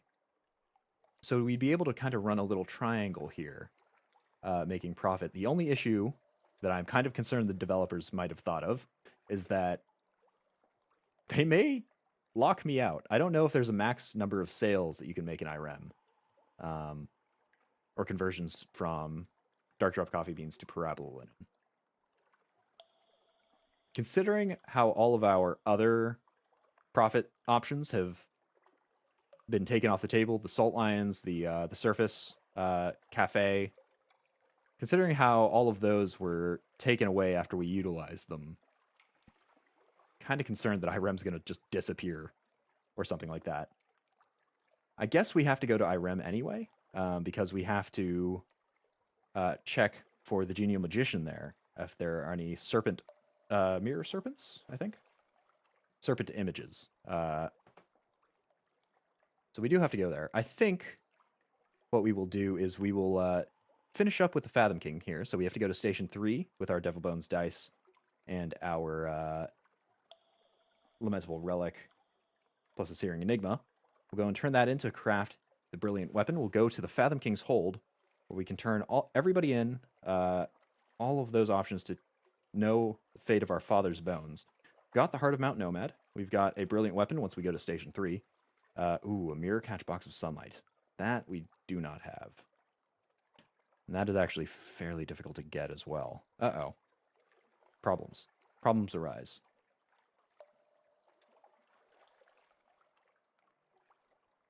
Okay, checking down the rest of the list there. Officer with finished quest, we have Eldest's End, we have Witnessed, Fruit of the Eternal Tree, we have the Hesperidian Apple. So maybe instead of that,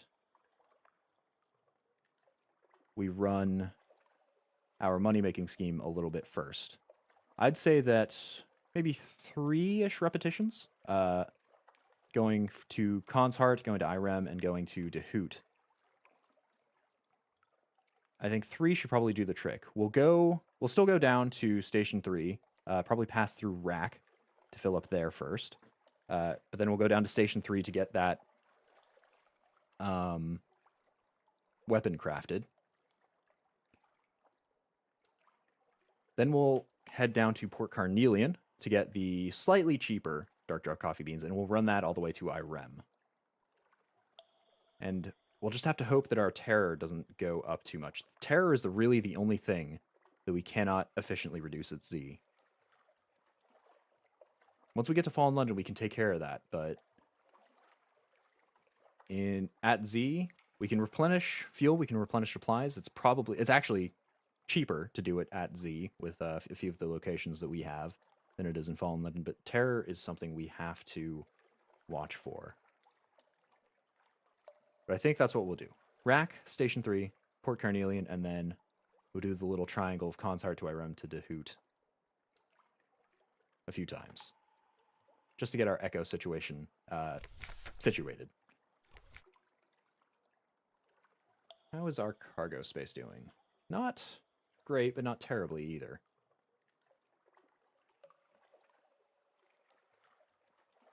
Probably afford to sell off some strange catches.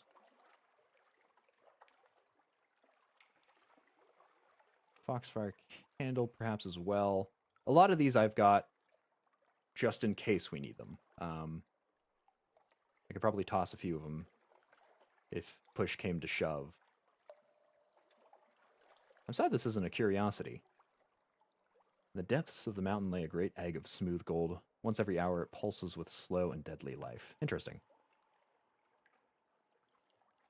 But I think we should have enough to make a somewhat profitable run to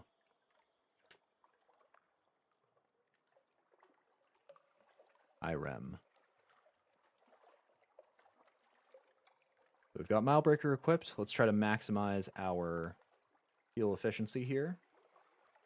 I very much doubt any of these will do the trick.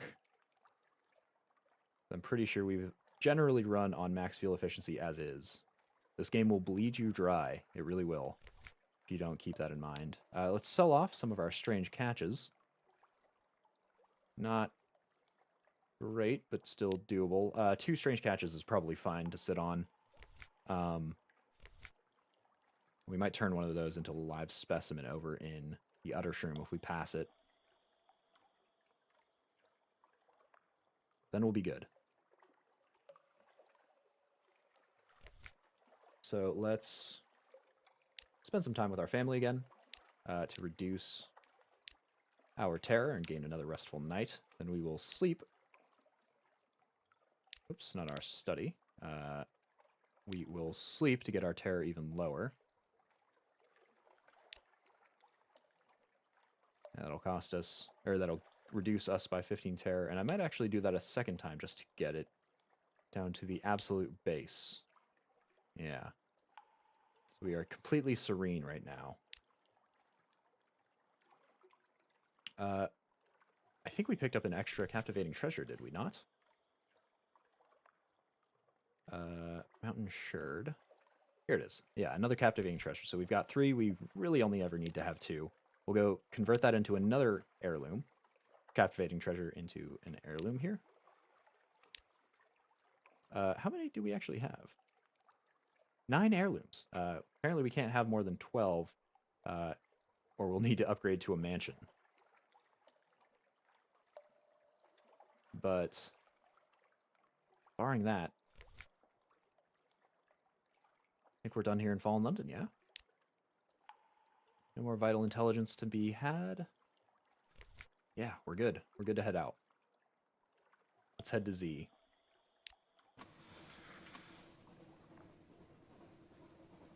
I hope we didn't forget anything. And we'll probably skip Rack, just because I want to have as much cargo space. I'm only running on 32 slots right now. running on 32 slots of cargo space at the moment, and that's with our current fuel and supply amounts. So we don't want to fill up any more at rack before we have our coffee beans aboard.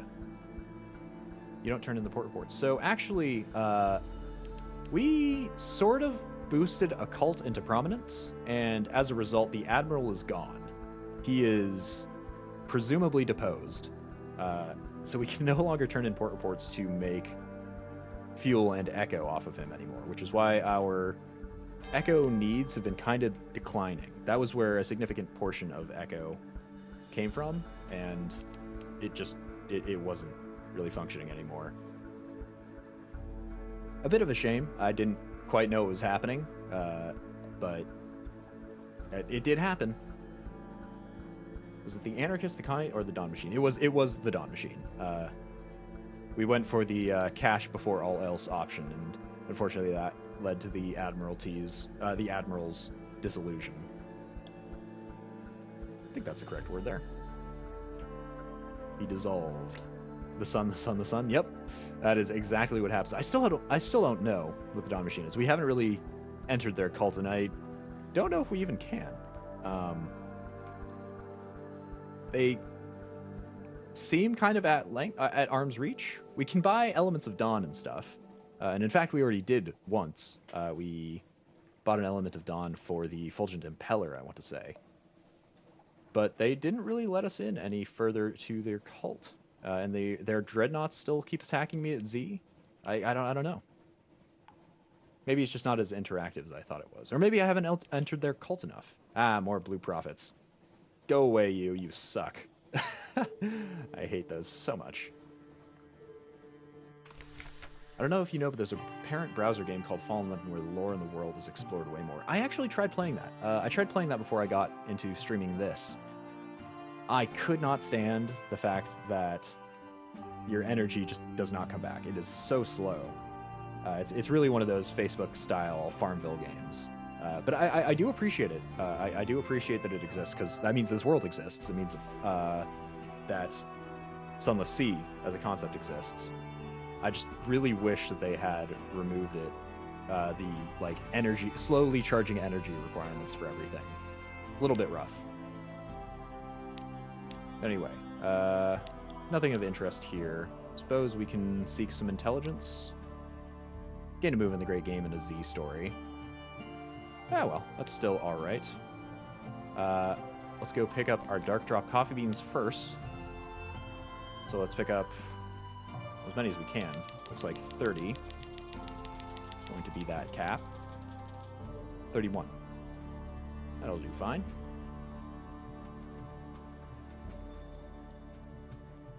And then we'll probably set out. We don't really have room for anything more, nor do we need anything more. So we'll set out, make our way to Station 3. Could stop off at the Edish Room, trade in that frickin' Prisoner's Honey for a Blemigan. Yeah, in fact, we might as well. And then up to Irem. I guess it's made to play on bathroom breaks. Yeah, you're not wrong. It definitely seems like... I guess that's why stuff like Farmville took off, because it's something you play kind of passively during lunch breaks or odd hours at work. It's not something you play continuously, like a lot of games are. I can appreciate that exists as a sector of a market, but I can adequately say that I am not part of that group. I very much like to sit down and play something kind of continuously.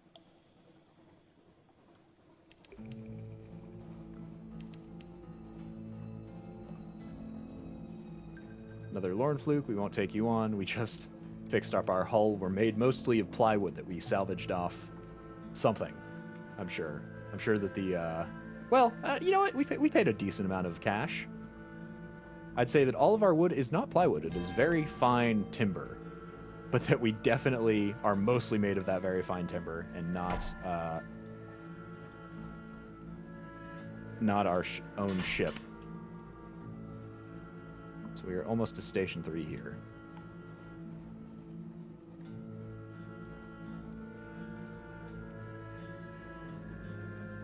You know, maybe Station 3. I haven't really thought too hard about this, but maybe Station 3 is the reason that all of the ZBCs are man-made-ish. Because we've got the Bound Shark, we've got the Moray that has, like, weird spikes inside them. The Lorn Flukes seem sort of eldritch and sort of man-made. They don't seem like they're really alive. Yeah, super interesting. We still don't have answers for that. Anyway, I think must be here, right? Yeah, the Smith's Emporium. We can go and ask him to craft that weapon for us. Construct the assembly housing for the Cannoneer's weapon. Why is the Smith so willing to help? Just how many outstanding favors are owed? The Cannoneer shrugs the question off, smiling. I made a lot of bombs back in the day, a lot of bombs for a lot of people who don't like to talk to me about it, or who don't like me to talk about it. I think that's why the university threw me out. I'd never dared to go back and ask, though. The stations are kind of labs for the Bazaar and the Masters. That's what I figured. But we have all the options here. We can go turn this into a weapon. Which I think we have float space for. We've burned some fuel since we left. Let's go remove our bridge weapon. A shining horror. For 7 days the smith works. Only the cannoneer is permitted within. Your zailors place bets on whether they'll blow themselves up or whether the explosion will eradicate Station 3 as well. There are no explosions. At last, the cannoneer opens the smithy door, grinning. A tired but dazzling grin. He gestures to the seal. The armature that now constrains it is meshed with silvery heart metal. The glyphs flicker frantically like trapped insects. The weapon emits a constant, low, barely audible growl. The air in the room is stiflingly hot. Behold, the cannoneer says, the memento mori. The grin dissipates. It's finished. I'm not sure what to do now. Okay. Oh, apparently we can not only just mount it on the ship, we can sell it to the warlike Z nations. I would assume that would be the Khanate, the Chelenate, maybe the Presbyterate. But we won't do any of those things. We will probably give it to... Actually, we will definitely, most definitely, give it to the Fathom King.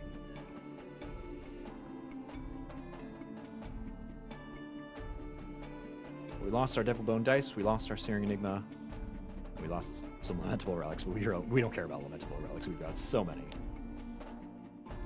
So, what's good about this? Omnia Mors, Paramit, et nulli miseritor. All death permits, and annuls misery? I did a little bit of Latin, classes. I'm sure my teachers thought I was terrible, and they were right ultimately. But I think that's something about what it means. Not sure exactly what paramit, nulli, or miseritor mean, but they sure sound like permit, nullification, nullify, and misery. So let's pretend they are.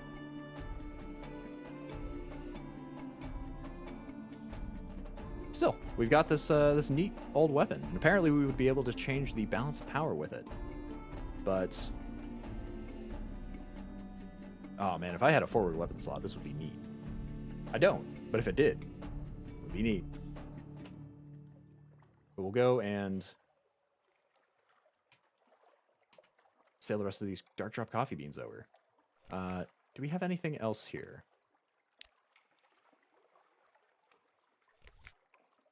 We have some questions for the Acolytes. We kind of know everything. It's been a long time since we were actually here talking to the Acolyte. The metal balls are from the core of the heart, I want to say, hence heart metal. I believe she mentioned that she takes them from hearts. Apparently earning her favor is how we get more answers there. Doesn't that increase your friendship with her? It might actually. I don't know how many questions we've actually asked of this. It's been a long time since we've talked to the Acolyte at all. Usually we don't stop by Station 3 because we couldn't grab port reports from here. We could guard the yard. Could try to sing her some new music. We won't deal with this at the moment. We'll focus closely on the getting to Irem.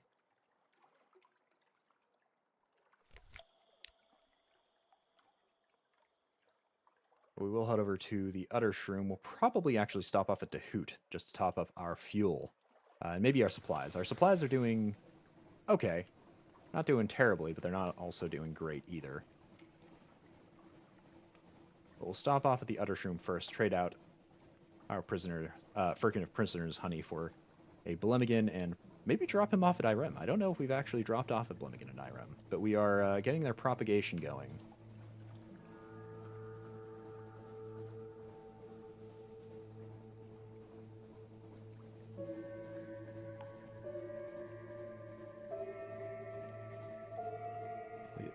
The Utter Shroom should just be past the Sea of Lilies here.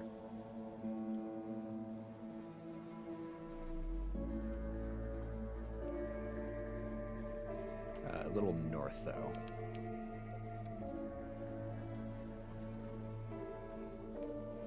I think in addition to the Blemigan, we'll actually get some supplies as well, which is good. That's a good thing to have happen, but...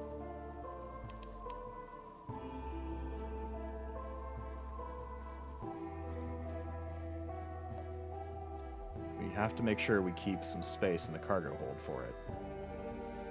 We've burned lots and lots of fuel and supply, though, so we should be good here. Let's go turn our strange catch into a live specimen, of course. Lovely. And grab a Blemigan or a Firkin of Prisoner's Honey, along with some supplies here. And they really do treat the Blemigans like objects, really. Problems, throw it in the sea. No room, throw it in the sea. It probably swims, if not plenty of room in the sea. They're kind of heartless here.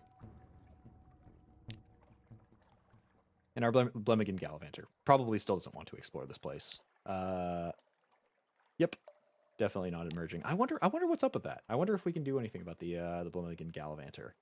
Maybe we can make friends. Make it have it make friends. For now, it doesn't really want to deal with them, so we won't make it.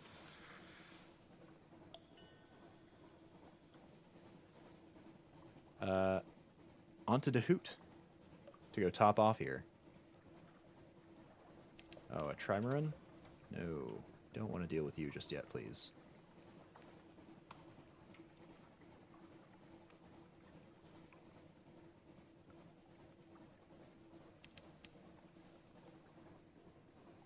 But we do have to submerge. That's why I reduced our terror so low. So that we could submerge multiple times without risk of... whoops. Without risk of encountering the constant companion here.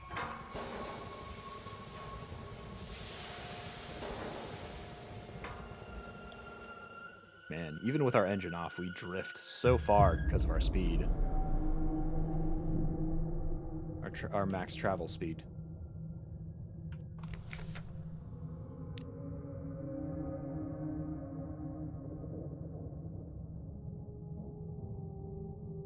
Yes, we'll pick up fuel for now. We won't do supplies. So we'll just top off our fuel.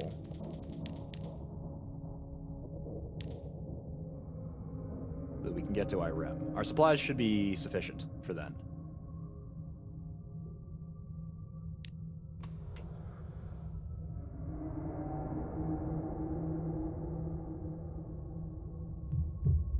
And I suppose we'll travel underwater a little bit.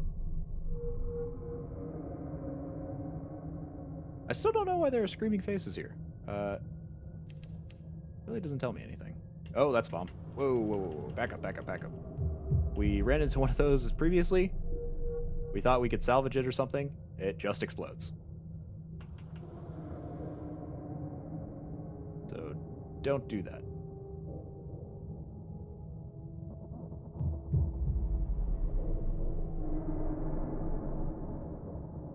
Yeah, I've got no idea why there are faces screaming at the bottom of the sea. I'm assuming it actually has something to do with Dahoot magic-y stuff. Because Dahoot is a place of illusion, at least according to all the descriptions that we've heard from items referencing it, and items and people referencing it. Where are we at? We are... Oh, we passed Khan's Shadow, actually. So this to our right will actually be the Chelonit's shell that they're living on. Which means that the Gant pole is, yep, right here.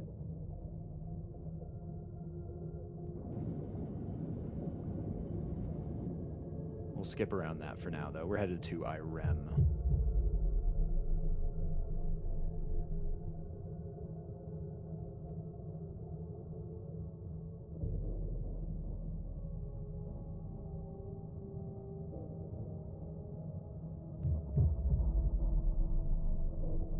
Should be over here. I wonder if Irem has an underwater component that's spooky. Somebody mentioned that the Dawn Machine actually has a very, very terrifying underwater component that'll like set your terror to max. So I've always endeavored not to go by that underwater.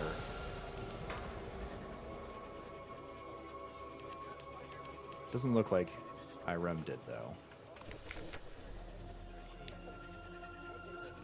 Ah, and we can drop off the Blummigan here. Let's put a Blummigan ashore.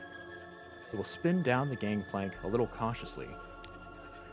A doom. Two riddlefishers will stare aghast as it whirls into the shadows, raising a cloud of rose petals as it goes. The year of the Blummigan, the younger will say. I was afraid this might happen. He takes the older's arm, and they hurry off to confer with their fellows. The Witherin will laugh themselves sick, the elder groans.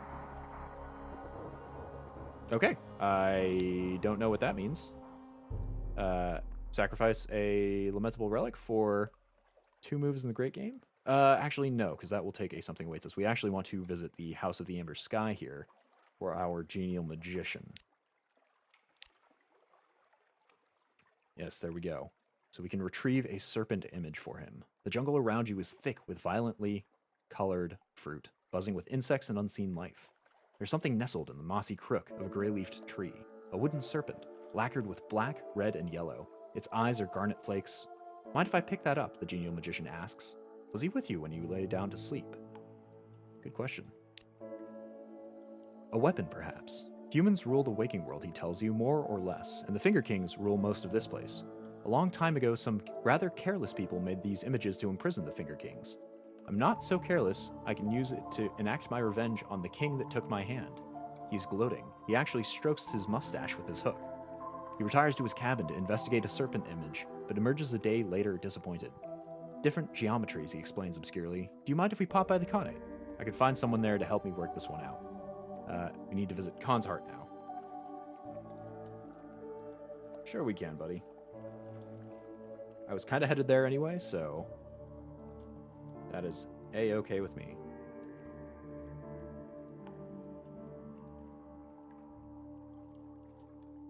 We'll go write it down just in case. And while we're here, we will get those bales of parabola linen for the sacks of dark drop coffee bean. Ahoy, Zailor, what's up? I suppose we could trade this mountain sherd if we really wanted to, but this is kind of rare. And I believe doesn't take up any hold space, cargo space? Yeah. So I think I'd rather sit on it.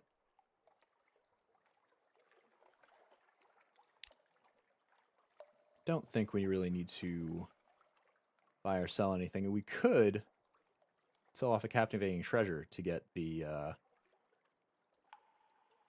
that fuel that we need for the blast. Who are they? The Dawn Machine folks. But I don't think we really need to. I don't think we'll really pick up anything else here. Just got off work picking up pizza. Not too bad. Well, I'm glad you could tune in. Hope this will help you relax. We are kind of taking on some monsters and whatnot, but right now we're doing trade routes, so that should be calming at the very least.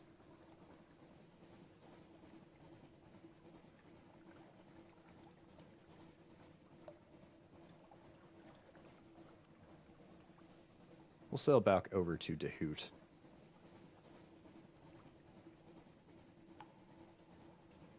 drop off this lovely parabola linen. Then up to the Khanate, to Khan's Heart, to go pick up more Dark Drop coffee beans, as well as the Genial Magician's whatever it is he needs over there. Planning on zailing myself tonight. That's always good to hear.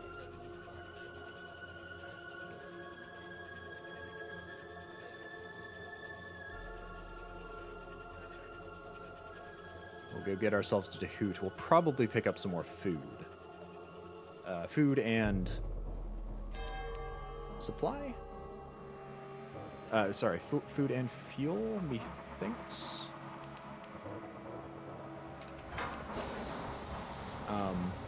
Because our current supplies definitely won't last us. We want, of course, to run a little bit leaner. Because we want to have as much Dark Drop coffee bean per run as we can spare. I am also noticing that we are currently running at full fear despite having our lights on, which very much seems like a problem. Well, we've got bones here. Could either scavenge them, gather them up, or take a closer look at them. Just in case, I'm just going to scavenge them, because I don't want to gain any terror. Oh, you don your diving gear. The bones are far from any wreck. They have been gnawed upon, perhaps even digested, then evacuated. All of value that remains are the things they chose to die with: an amulet of St. Jude, a locket bearing a strand of white hair, a scrap of paper, ink lost to the Z. On the less damaged finger bones, a few rings slide off with ease. I was kind of thinking we were going to get supplies or fuel. Still, 19 echoes, not too bad, even if it did come with a bit of terror. Tad unfortunate. We will ignore that. Because we are headed to Hoot. We are a one-track cost mind. Let's go sell off our bales of parabola linen. Oh wow. Wow, we are making tons of cash. That's fantastic.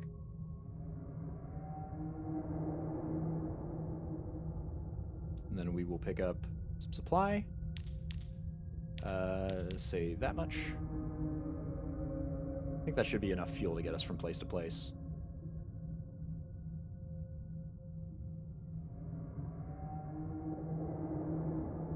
And we'll head up to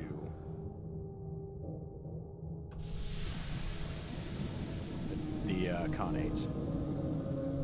Iremlin in his bank. I absolutely concur here.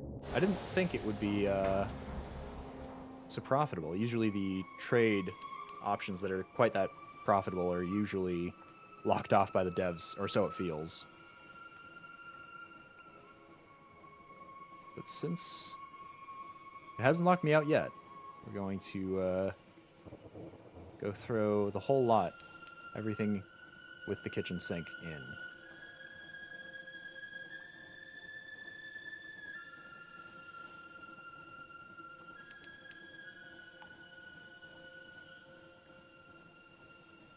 So I will dock in the Nefrit Quarter, or in the in Khan's Heart, and go to the Nefrit Quarter, and then I will help out the Genial Magician do whatever it is he wants to do here, just in case it earns me some ire.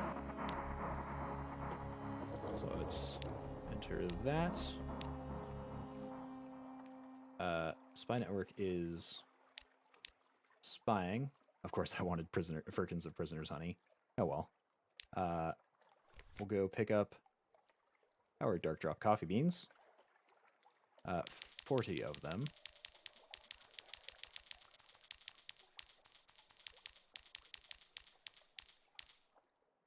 And then we can talk to the, for the Genial Magician.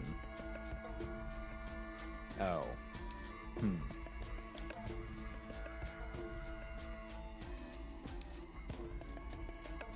So that's a little bit spendy, to help him out. I think we'll go for this option, speak to sages. Because, ooh, that takes secrets, though. Uh-oh. Is 5 secrets worth 500 echo? I think yes. Watchful Curios we can get in Irem, I think. And then Belv Parabolin, and we will also get an Irem. So let's just top this off. Secrets are pretty valuable. I concur, but we've also got 30-something of them. You know, we can always make more cash. You're right, you're right. I should just spend some money to hire informers here. Someone will know. The Merchants of Truth. The informers of the Copper Quarter by the docks peddle knowledge from all over the Untersee. The only things they won't sell are their real names. One who calls herself the Bright Bird introduces you, and the magician to a wizened man in bright spider silk, a collector of looking glasses. The magician and the collector mutter together for a while. The collector wheezes with laughter. At last the magician returns, eyes bright. All shall be well, he says, and all manner of things shall be well. I know where to go now. I know what to do. Thank you, my friend. My revenge is almost within my grasp. He looks ruefully at his hook. And it's time to revisit Fallen London and the Forgotten Quarter. That's a new one.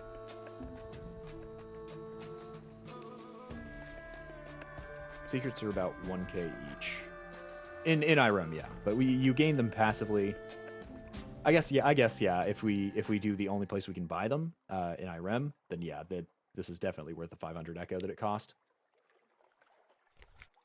But we may as well, in that case, where is that? Buy another sack of Dark Draw coffee beans. Just top it off.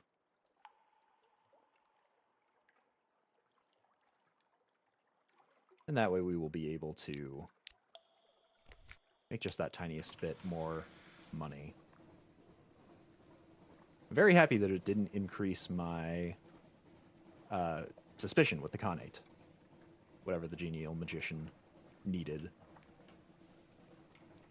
We'll go up this way. I suppose we'll stop off at Frostfound, right? Might as well. Get some free food, some free fuel.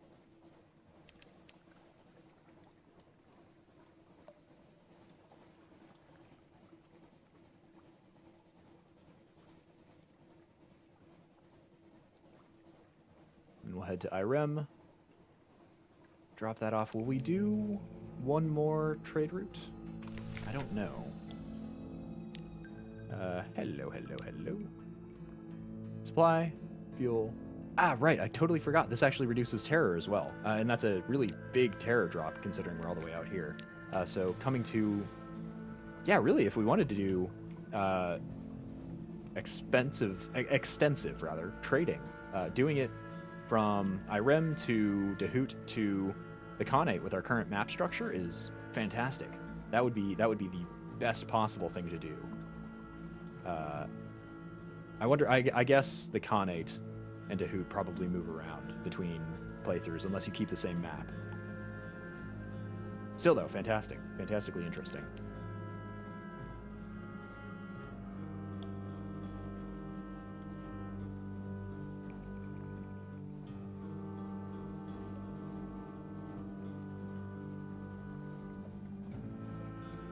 Let's go dock in Irem, though. We will probably skip the dream. Yeah, of course we will. We don't have something awaits us anyway.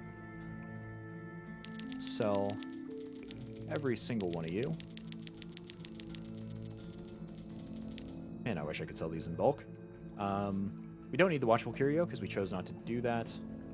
We should be good to just set sail straight back to Dahoot.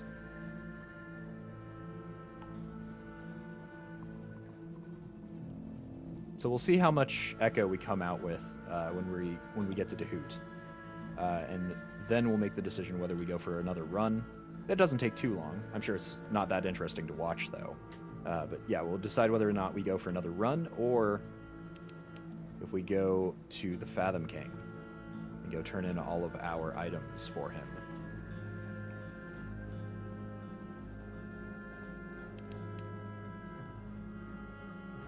I suppose since we're out here, we could alternatively try fighting off the Eater of Names. Rest, Recover, and Dream gives you minus 20 terror. Wow, so this portion of the map is just... Forget Fallen London. Forget living in Fallen London. We're just going to go here. We're going to stay here forever. Because we can reduce our terror, we can get fuel and supply at cheap-ish prices, and we can make lots and lots of cash. Wow, this is a fantastic area.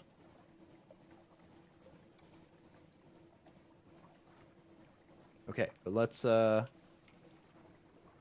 make our way to Dahoot. We'll submerge maybe a little too early here. We'll submerge early.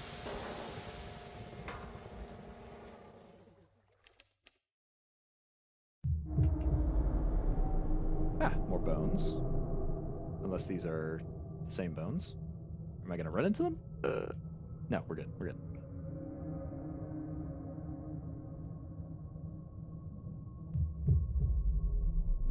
Dock in Dahoot.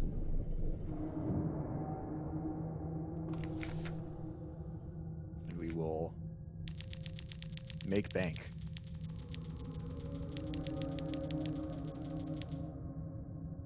Okay.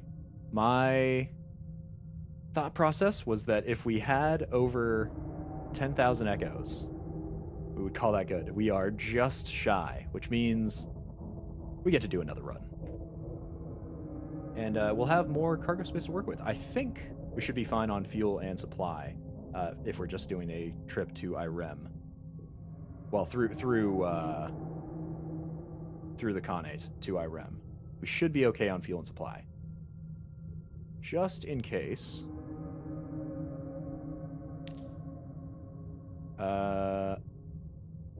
Yes, that much. Well, by this much, I expect to use 3 fuel getting to the Khanate. That'll leave us with 50 cargo spaces to fill up with dark drop coffee beans, which we will then be able to turn into bales of parabol linen. And our supply situation is doing okay. I think we're doing okay there. We'll go and set off to do that.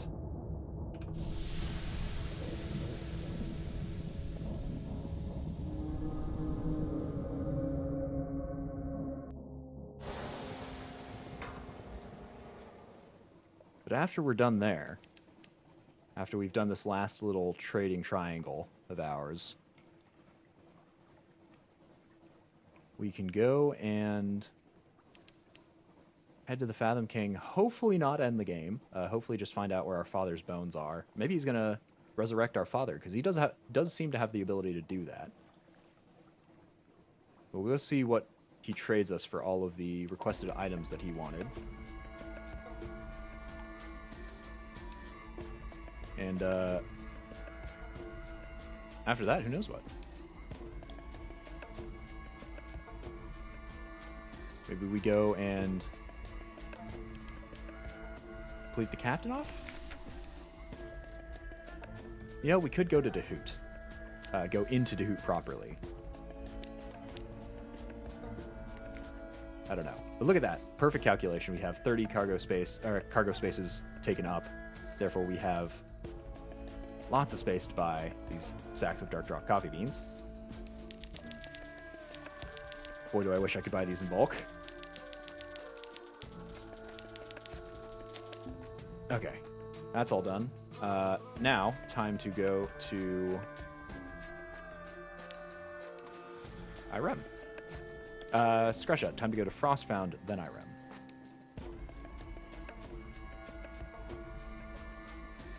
I will never turn down free fuel and food. Well, actually, I have turned down free fuel and food, but that was only because I didn't have the space to store it. You know, it would have been kind of fun if they gave you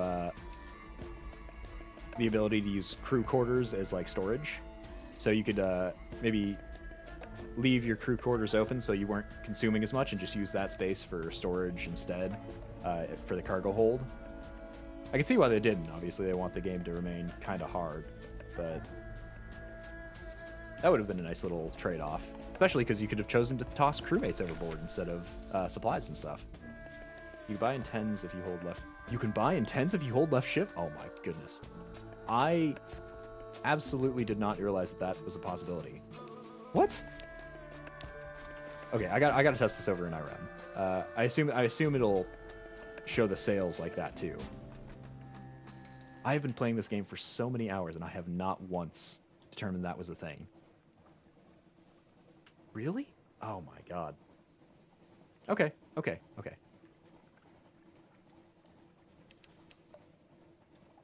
New things learned. Even this long into the game, we're still learning new things.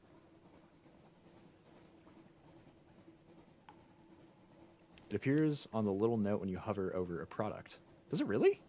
Oh man, maybe I'm just oblivious then. Oh good, the nightmare's back. No thank you.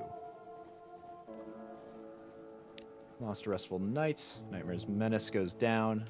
Terror goes up by a little bit. But we are here. So, hold left shift to cell 10. I have never, like, mentally parsed that. Wow. Okay. Amazing. I feel like a fool, but, I mean, now we have it. This will be the last of that. Do I pick up an empty mirror catch box here? Or do I buy one in the Connate? I think we'll buy one in the Connate, because that is for money instead of secrets. Because in the Connate, it's only 250 echo. Whereas this is 3 secrets, which is... Secrets are expensive. Buy way cheaper. Hold up, but we've just talked about this. We just talked about how a secret is effectively worth 1,000 echoes because the only place you can buy secrets is here. Oh, in the Connate. Okay. Okay. Yeah, we will buy in the Connate. Fortunately, that requires we take a detour. Hopefully our fuel stores will hold. But once we're done there, we will... this will be the last trip. We'll head over to Aestival. We'll grab a mirror catch box of sunlight with our empty mirror catch box. And we will return to Fathom King's Hold.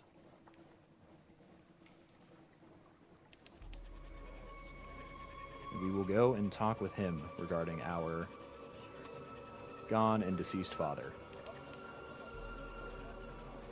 Don't notice me.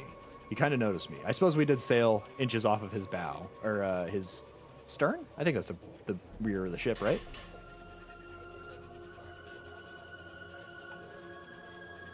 But he doesn't seem to have been pursuing us, so... Fuel is a fair price in IRM if you have a treasure and 50 inventory spots. Ah, you're talking about the captivating treasure trade. Captivating treasures are kind of rare, though, is the issue. So I wouldn't really want to do that option unless I had great need of that much fuel. Let's go and buy that empty mirror catch box. Just one. We'll keep everything else. I don't think we need more fuel. We should be able to make it to Dehoot on 5 fuel, I think. If we get really desperate, we can burn supplies. And if we get... and before we do that, we'll go turn off the lights.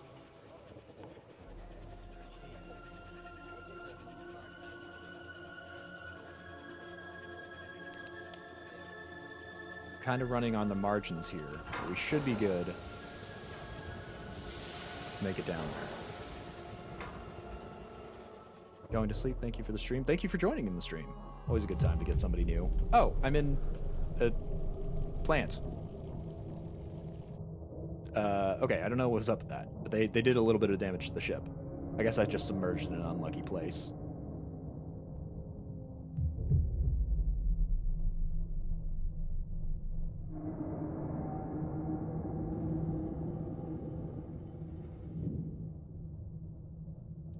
Okay, but we have made it to Dehoot.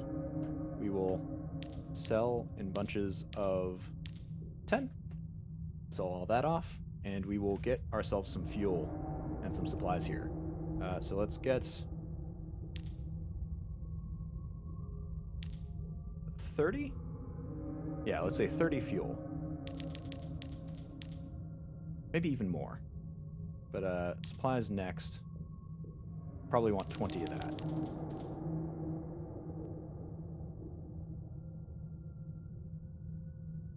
You know what, let's get up to 40 fuel. We've got the cargo space. We're not transporting anything. I may... Actually, no, in Aestival I may do this. I may go and put the concealed compartment on. Because that should... Oh, hold on. No, we need the secure compartment. That'll prevent people from opening up that sunlight box. We are pretty sane right now, so hopefully that won't be a problem. We just really want to make sure that our empty mirror catch box, or our sunlight sunlight-filled mirror catch box doesn't get opened up by one of the dumb crew that we have, because it's happened before. I've also just noticed in the log the witherweed is the thing we submerged into. That was what was actually damaging our hull.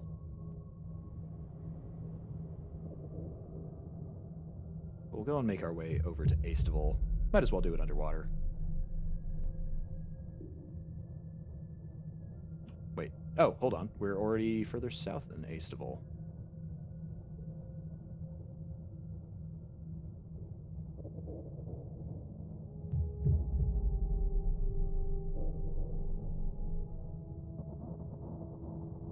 How are we doing? We're just in line with it, and judging by all this foliage on the seafloor, I think we're there? Question mark? Oh, there's a big old crab. That's an elder crab. We will go avoid that. That actually has as much health, I believe, as the Eater of Names from what we saw.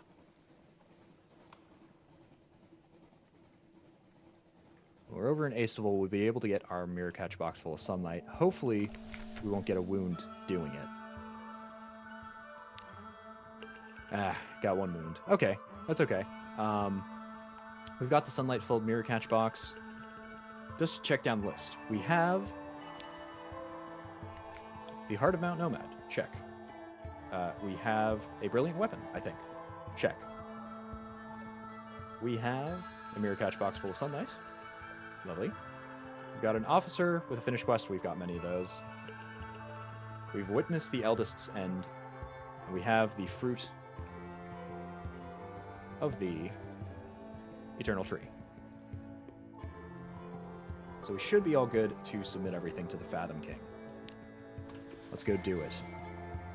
In a quick-like fashion before somebody rips open that mirror catch box.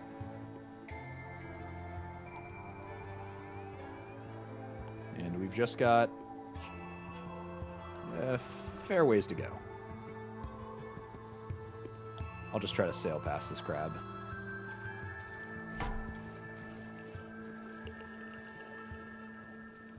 Yeah, he's not interested in us.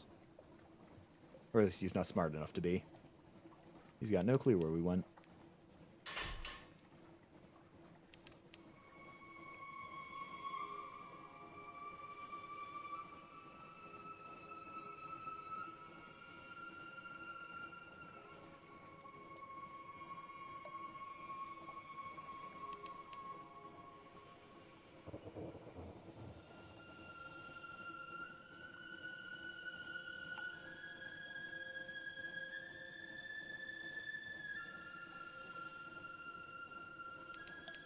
That is the Utter Shroom. Still surprised you can't interact with the Wreck of the Miko. You can with the Wreck of the Nocturne. Though I suppose the only time we went on board the Wreck of the Nocturne, our crew killed one of the other guys. Which isn't so great.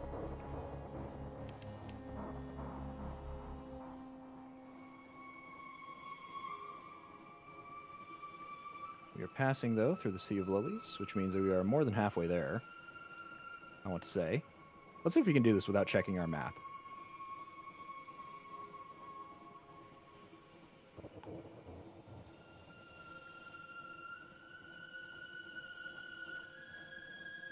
Should be... Ooh. Is it in line with or slightly north? Or slightly south of the Sea of Lilies? I think it's slightly south.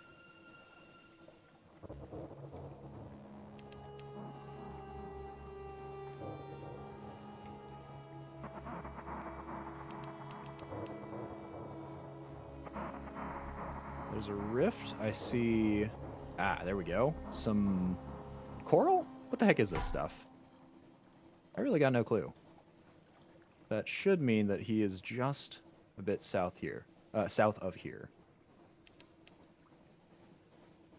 And we have entered a fog bank, so we'll go and turn off our lovely light.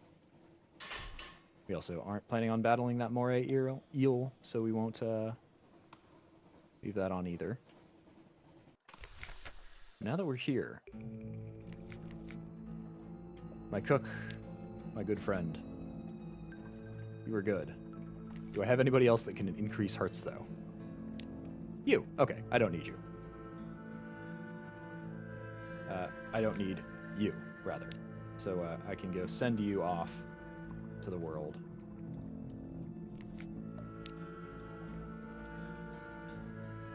Let's send for an audience with the Fathom King. Maybe our final audience. Well, we'll read through the whole component of this. The Fathom King is the Lord of the Drownies, who's dead, those dead who won't stop swimming. By some accounts, he's the Lord of all who die at sea. Bring him a story to tickle his curiosity, so we'll speak to the porter. The porter has the eyes of a shark. Skin of a shark. There we go. She has a drowned woman's eyes. It is not permitted to look at her hands. Yes, she rasps. That story is sufficient. She opens the valve of pearls and permits you to pass into the conduit. So it's time finally to discuss the matter of your father's bones. Your complexity. I have a more personal petition. You know something of my father, or what remains of him. His complexity is watching you. His eyes are cold as polished stones, but a smile lurks in the corner of his mouth, like an eel in ambush. We shall go present the heart of Mount Nomad. Your complexity here is the heart of a legend. A deep sigh. The Fathom King is silent for an uncomfortably long time. Then he is silent for a while longer. After that, he sinks back into the pool and continues to say absolutely nothing at all. His chamberlain draws back. The guards stand motionless. You are eyeing the exits from the chamber when finally he speaks. Were you aware, he inquires, that this is the heart of my niece? Uh-oh. By marriage, not by blood, and I doubt that you have truly ended her. She is robust, nevertheless. Oops. My bad, dude. That's your niece? Wow, she's a thick one, isn't she?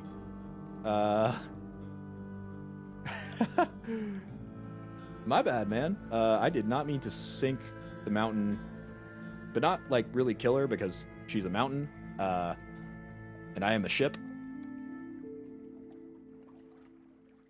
She's alive, though. And you seem to be confirming that she's alive. Okay. That really threw me off guard. I was almost certain. I'm still kind of certain since I haven't read the rest of this. What bad things he's going to do to me.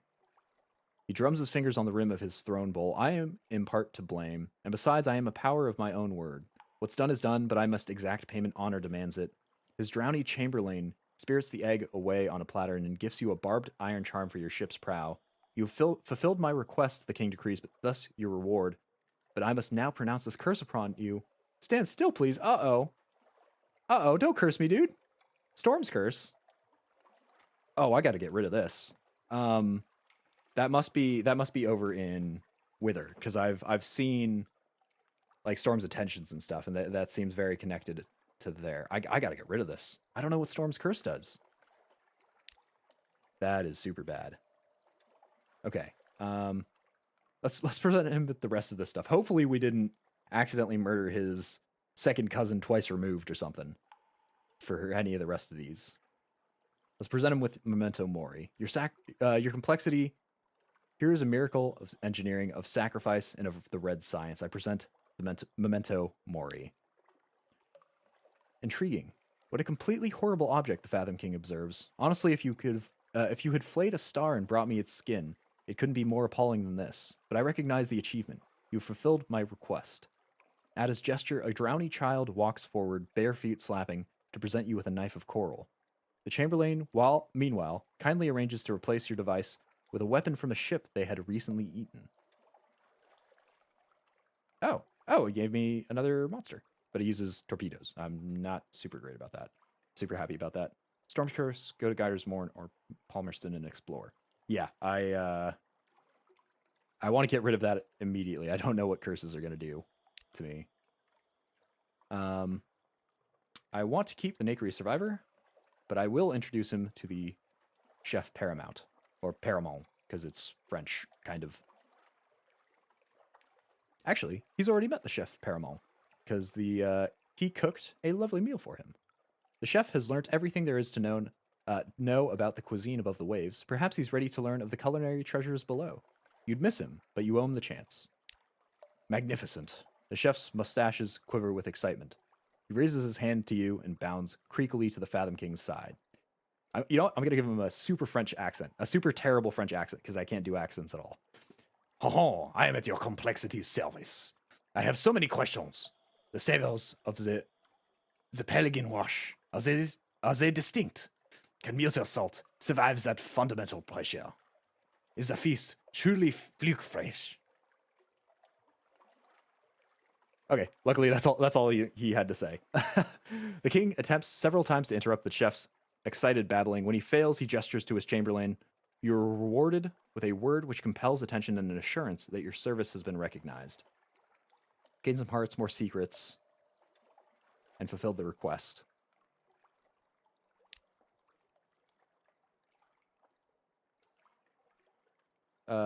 More background on Storm's Curse in the chat. Could cause the crazy Zailor event, but if you go to either of those places and use it, you get the stats out of it. Oh, sweet. Yeah, I'd absolutely like some free stats. Let's go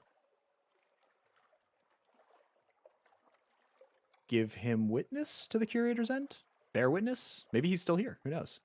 But the first curator was eldest among its kind. This will certainly satisfy the Fathom King. An ending. And then ceased to move. I had never seen a moth so big, and its wings figured with patterns in all the colors I had brought to the curator. The Fathom King listens. His face is expressionless, but his underregions pulse with hammerish fury. Are we dude? Not right now, man. Very good, he says at last, a little breathlessly. Oh boy. You've fulfilled my request. Come closer, I will tell you something of the movement of moths, their mysteries and evasions. Another veils, another secret. Oh. Apparently, we can either get him a Hesperidian apple or the Utter Shroom Sporal. This one seems like the correct option. Do fruits get any more eternal than this? But the Utter Shroom Sporal apparently fulfills that, and it's kind of a tweak in the nose for him. And I know we can use the Hesperidian apple to do something. We can use that in our inventory. Let's give him the Sporal. Perhaps it's not what he expected. If it's not, that would be fun, actually. An emission from a far place. The Fathom King's Chamberlain takes the Sporal from you and carries it to him on a salver of verdigrist bronze. The Fathom King accepts the gift and abruptly drops it into the throne pool. It disappears into the churn of the king's underregions. The king sits upright, blinking. My, he says, that saucy old creature. Perhaps I should not share the story with my bride. A very satisfactory service, Captain. I will have you sent certain leaves from my library, and you have fulfilled my request. Did this dude just... Hold up. Am I just bringing him a load of self-enjoyment material? Is that really what a lot of this has been a little suspect here. But okay, we will continue doing this though. Let's give him a box of sunlight. That's what he asked for. With utmost care, the Fathom King's Chamberlain pulls on a pair of squid leather gloves and takes the box from you. He does not approach the Fathom King. He takes it directly to a slit at the side of the room. Oh, okay. I guess it would make sense that the king of the bottom of the sea wouldn't like sunlight, especially if it's the bottom of the sea in the Untersee where there is basically no sunlight. Satisfactory, the Fathom King says swiftly. As to your payment, there are optical techniques lost to the upper sea, but now you will learn. Now you will learn them. You've gained mirrors and a secret. So we are good, right? We're all done. For the last time, let's ask him why he gave our father a knife and what he was doing at King Eater's castle. Your father had his reasons. The heart is destiny's engine, they used to say in Irem. Your father knew that. He wanted to free himself of his destiny. The king yawns. He paid me for my help. He failed, and so you are here. Perhaps one day your son, your daughter, will stand before me and ask where your bones lie. Or perhaps they'll ask me for a knife. Right, because something destiny. Yeah. But we've given him all he's asked for. It's time to get the Fathom King's key. Finally, the Fathom King beckons you closer. You have done everything I asked. So few people do, you know. You were an exception, and so I shall make an exception for you. You bend to place your ear by his mouth. The reek of the drowned. The Fathom King stinks of salt and rotting flesh, but also of something electric, ozone, alien. His breath is cold, he whispers in your ear, and he presses something into the palm of your hand. Go now. Good luck. He smiles thinly. Perhaps one day your child will stand before me and ask the same questions. We've gained a searing enigma, and we have a knife. And that's it, I guess. Okay. So we've got a knife? Or what? But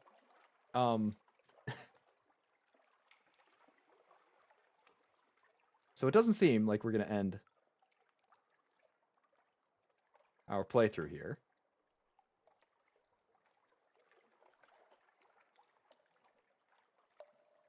We'll write down that our Father's Bones quest wants us to go to King Eater's Castle.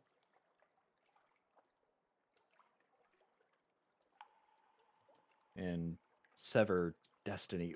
I'm still not really sure why destiny is such a big problem here.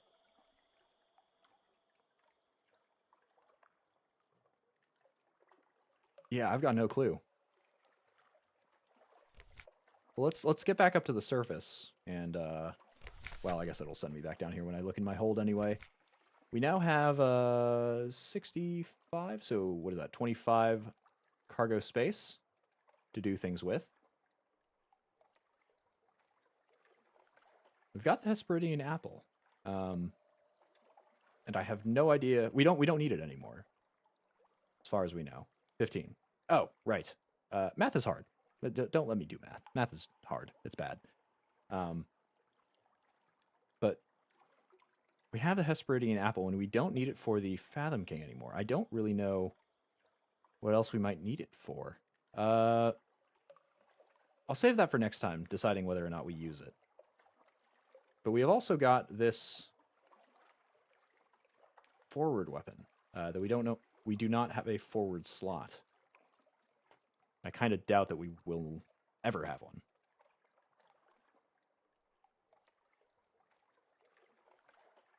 Still, I suppose, we can keep it. It's taking up, yes, it's taking up space, but that's totally all right. That's totally fine. I think we set sail for home. Proper home, not the new, very profitable one we made up in the area of Dehoot, the Khanate, and Irem. You know what? We're already here. Let's go to the Fathom King's Hold. I want to stop that off before I want to see what happens there. Assuming whatever the knife is for ends our playthrough, we will not take that option. We will stick to keeping our captain alive so we can form that kingdom. But I do want to see what this does. We've got the fuel and the food for it, so not a terrible thing going out here.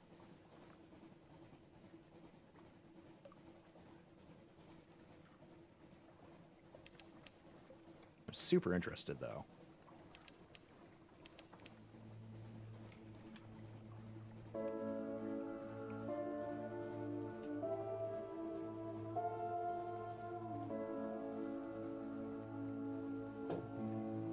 I think we'll just skip off most of the other locations. I don't think there'll be anything new. I suppose we could stop at the Isle of Cats to buy red honey, but I don't really... I can't really think of a reason to get red honey.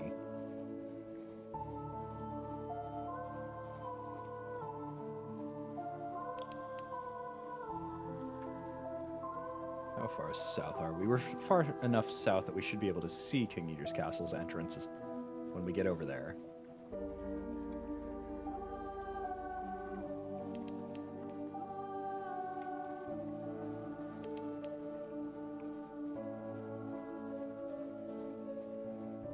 Lots of empty ocean between us and King Eater's Castle, especially now that we're not stopping for anything.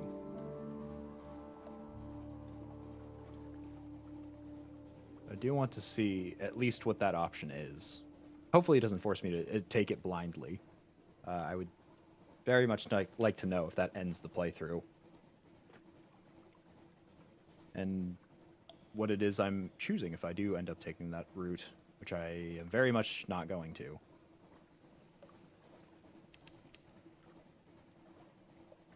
Wow, it is foggy as all heck.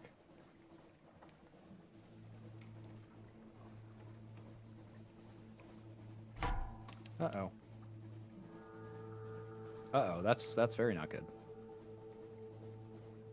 Can you still see us? There are two glorious dreadnoughts here. Or not glorious. Dazzling? What's the term that the Dawn Machine folks use? Brilliant? One of those is what is there. But we're here. So, yeah, we can reduce our wounds by destroying some sailors. We won't do that, of course. It doesn't look like this is the option here.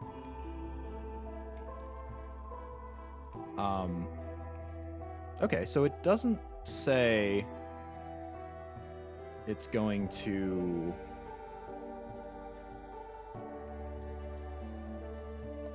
end the playthrough. I wish I could quick save. Shoot. Okay, if somebody in the chat knows, kindly let me if this taking this option ends the playthrough. I don't want this to be the end. I would like to follow down this path, but I would very much not like to end the playthrough here.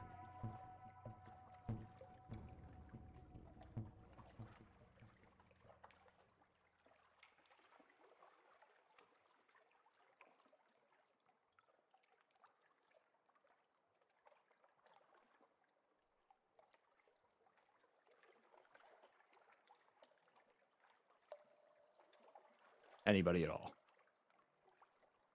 I suppose if you don't know, that's also all right.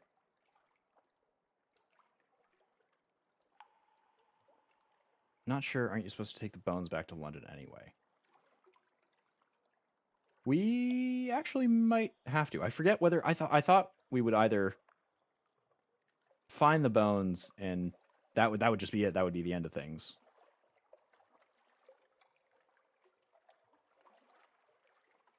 Oh, but if I pick them up, can I toss them overboard, or will I end the game as soon as I return to Fallen London? I do not know. Well, since we know we can't do that, let's just match it. All around the altar, bones lie in brown drifts like naked fossils. If the Admiral is to be believed, the Admiral who has gone missing, your father's bones are here among them, but which, where? Match the knife to its twin. The Fathom King gave you a knife. It is the exact twin of the one he gave to your father. If you can find the match, there, that is the one. An unclean thing. This is the knife that once lay in the heart of your father. When you take it up, gingerly, a dark and shouting joy rushes through you. Your bones tighten, your eyes sharpen, your blood pounds. Your zailors back away as you raise it, growling with feral energy. It fades. You are yourself again, though something remains, something that would devour kings. And this pitiable knot of brown bones picked clean by the Zee Air and the Isle Rat. This is your father. Whatever unclean thing he came here for, he failed. Perhaps you can give him peace. Gained 25 iron, wow. A little bit of terror and a trophy. Previous captain in your lineage found bones at King Eater's Castle, so we did complete that. Okay, and now we've got our father's bones. We can bring them back to Fallen London I hope that doesn't automatically end it for us. I really hope so, because I can't save because of the difficulty here.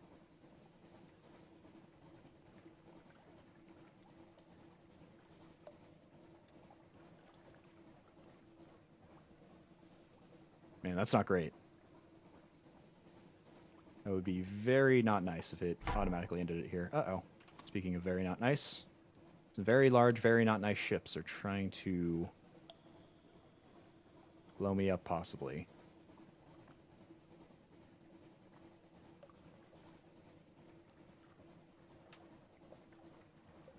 Yeah, glorious. I was right. Okay, so glorious dreadnought. They have a fair bit of health, but they are not nearly as fast as me.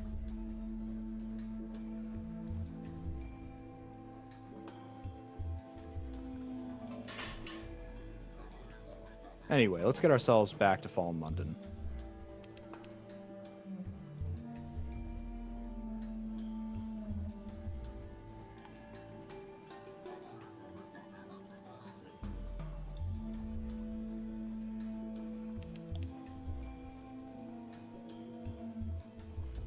So we should... Well, actually, we do have to head a little bit more north. I don't think we need to bring anything back to Fallen London. We're doing pretty all right on everything here. We could try blowing up a behemoth stash. You know what? In fact, I think we will, because we do need to do that for the fading horror specs and the Gant pole.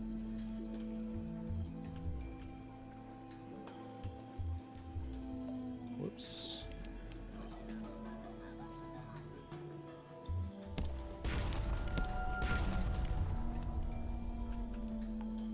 Woohoo. You might have to specifically pick the option to retire for the end to come, so avoid it for now. Oh, perfect. That's exactly how I'll do that then. And we are sailing circles around this fish. You're not going to touch me, brother. You're not going to touch me. Come try to get me.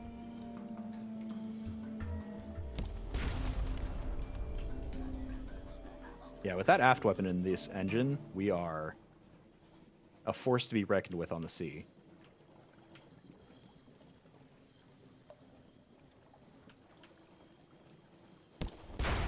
Okay, and we'll send this to the Fading Horror specs as well.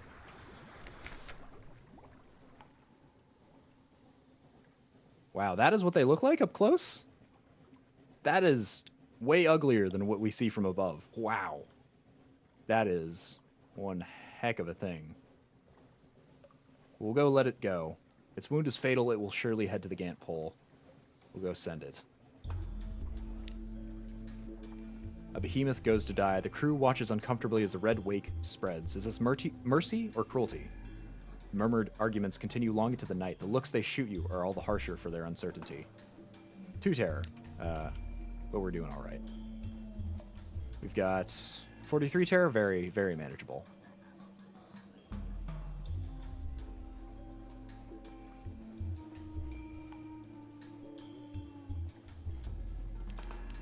We're about halfway back, I want to say. Isle of Cats is a little further east on this map. I think that marks the halfway point, just about.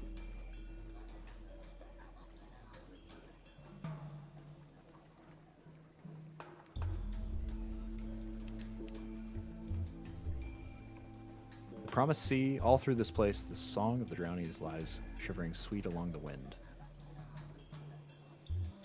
I'm kind of surprised we haven't seen drownies as an actual enemy.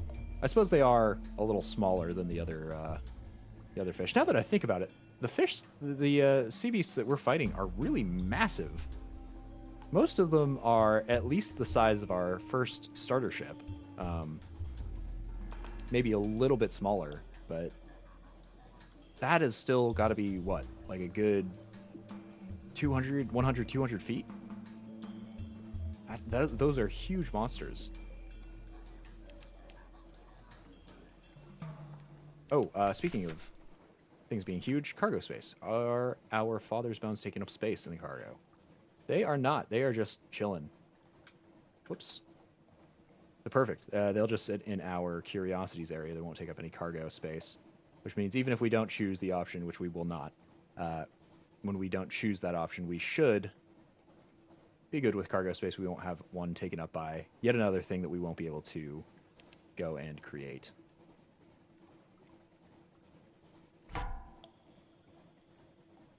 I'm happy that it gave us a bunch of iron.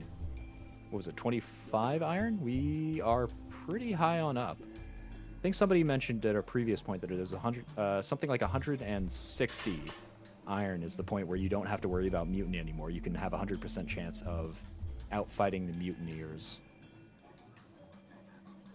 And if that's the case, then that is pretty good.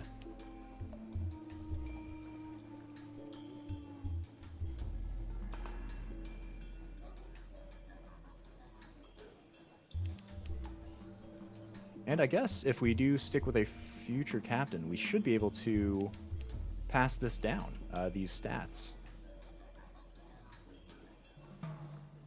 Because that will, it'll be halved, of course, but if we choose the soldier, I want to say, ambition, maybe the rival, then we will be able to maintain half of that, and half of 140 is still 70, which to start with is a crazy amazing amount.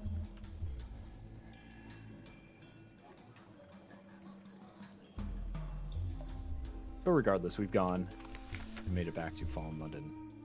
Don't believe we have anything illicit, so we will be letting them board. Everything here is changed. Yes, and if we wish to retire, we now have that option forever, because we won't be taking it. Awesome, but yeah, we've finished up the Fathom Kings bit. We have hunted down Mount Nomad, which with the aft weapon was surprisingly not nearly as bad as, well, I suppose it was pretty bad. We almost died, but it was doable, which was more than I expected from us to do it. Now we just get to worry about doing what we want to do before we retire. We probably have just about as much as we need to retire.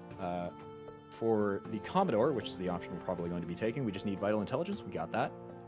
7 crew, we can get those pretty easily. 50 supply, we can get that either here on the west side by going up to the surface, or we can get it over in Irem by trading one of our captivating treasures, which we have multiple of, for 50 supplies there, and then just buying whatever we, however much we need, however much we haven't used. Then we'll need a Dread Surmise, which we can get from the Alarming Scholar, though that will lock her out. Him, her, it. But considering we'll be ending the game at that point, the only thing we'll need in addition to that is the Figurehead of the Eater of Names. So that is a ship by the Chelonit. We'll probably go take care of that next time. It is just about time for me to end the stream here. Pretty happy with what happened. We got a lot out of the way. We've gotten the Genial Magician. Actually, wait a minute. His quest brought us here, didn't it? Let's talk to him.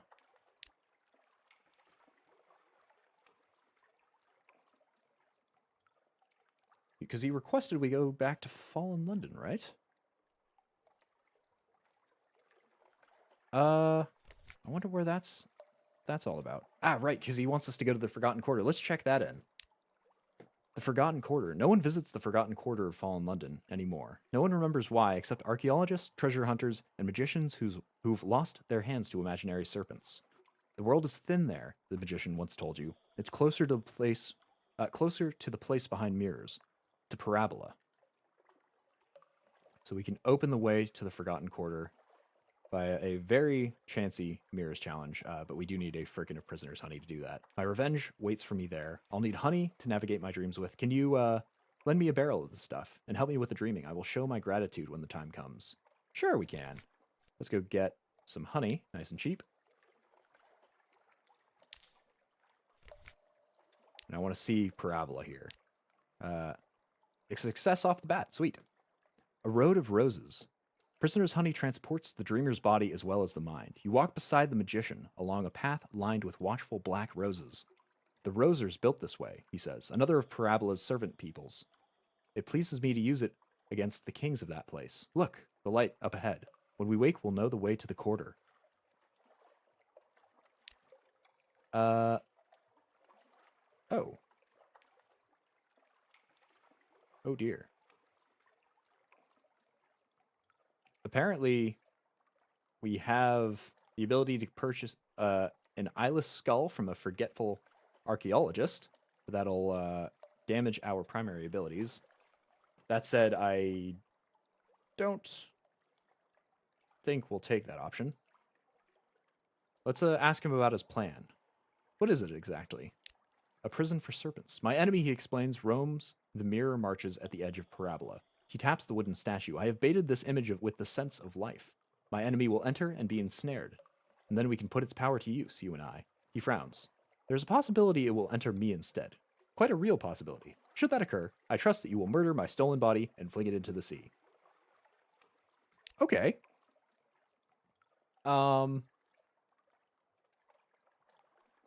Seriously? Okay, let's see if there's a better option here. Dissuade the genial magician from his plan. He's found a new life. This is too risky. A kind of relief. You remind him of all that you have done and all that awaits him. Will he abandon the Z and its glories for the small and sterile hope? It won't return his lost hand. Revenge never satisfies. It takes an evening and a morning before you finally defeat his arguments. You're right, he admits. And I will confess this. I have dreamt many times of this encounter. Each time, my fear has grown. It is such a relief to turn away from it. Oh, okay. I didn't quite want him to turn away from that, but hey, I'll take it. We'll save him from the path of vengeance, from the path of revenge. He clasps your arm. Thank you, my friend. Here, take this image and sell it. It's a temptation to me. So we've turned him into the prudent magician. We've gained an outlandish artifact, and we've lost a bit of terror. Cool. Wow, I guess that's the end of his quest. We really only needed one conversation to turn him from the path of violence. So I'm kind of interested in what would have happened if we hadn't actually done that. I want to see what would have happened there. But now he is... Oh, where is he? There he is. The prudent magician. And, well, apparently we can have an affair with him. But we have, of course, our lovely, lovely family back home, whom we shall spend some time with. Let's just enjoy their company. Lost 20 terror, and gained a restful night. Lovely.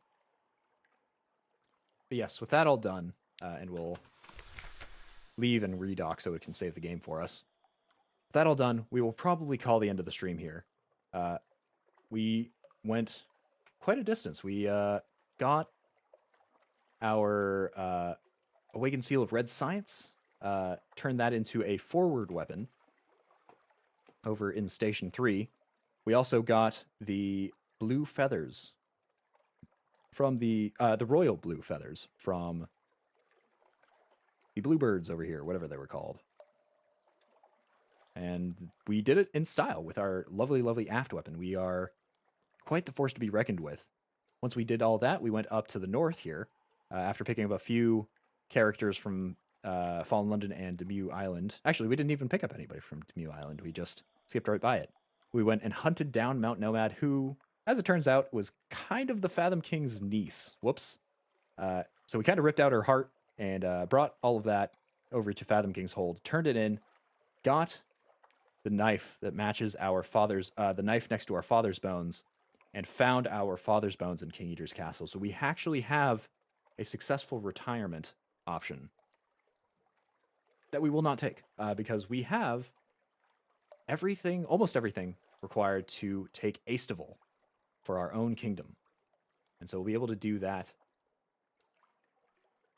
probably next time. All we need there is to get the figurehead of the Eater of Names. The Eater of Names patrols around here, and that is a ship. I think it has less health than Mount Nomad, so I think we should be all right when we try to take it on. But we'll try to get a few more things done before then. We'll try to get all of our quests out of the way, all of our officers' quests. I can't really see how to progress the Merciless Modistes quest. We already made ourselves a uniform, but it doesn't seem like that was the correct option to progress her on. Maybe we have to go to a specific location. We also still have to go to figure out our doctor here, our haunted doctor. Figure out what he needs to complete his quest. And we still need... Let's see. What was it? To make cash. And we have a lovely cash-making triangle here in Dahoot, Khan's Heart, and Irem. And really, in this area, we have the ability to live on our ship pretty much forever. Because in Frostfound and Irem, we can reduce our terror. Frostfound reduces it automatically by 10 for every something awaits you. Irem will reduce it by 20, apparently, if you rest in the dream. Rest, recover, and dream in there. And around that area, we can also get cheap enough fuel and supplies into Hoot, where we can get supplies for 19, which is less than in Fallen London. Not that we've been using Fallen London too much. And fuel for exactly the same price as Fallen London for 10. And between Khan's Heart, Irem, and Hoot, in that order, we can make lots and lots of cash by trading Dark Drop coffee beans, or purchasing Dark Drop coffee beans in Khan's Heart, trading them for Parabola Linen in Irem, and sailing down to Dahoot to go and offload them, where we can also restock. So we've got a lovely money-making triangle, should we ever get strapped for cash there. But the only thing we have left to do, finish off the Haunted Doctor's quest, also possibly the Carnelian Exile. We still have a further 2 sides of the map to sail off. We still haven't sailed off the east or the west side. The west side only being by the Dawn Machine. I have a feeling that'll probably drive me mad.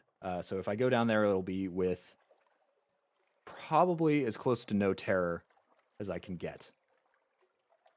And in terms of the east side of the map, I've got no clue what's going to happen. There's so much of it that we can sail off. Maybe there's a specific location we have to sail off. I don't know.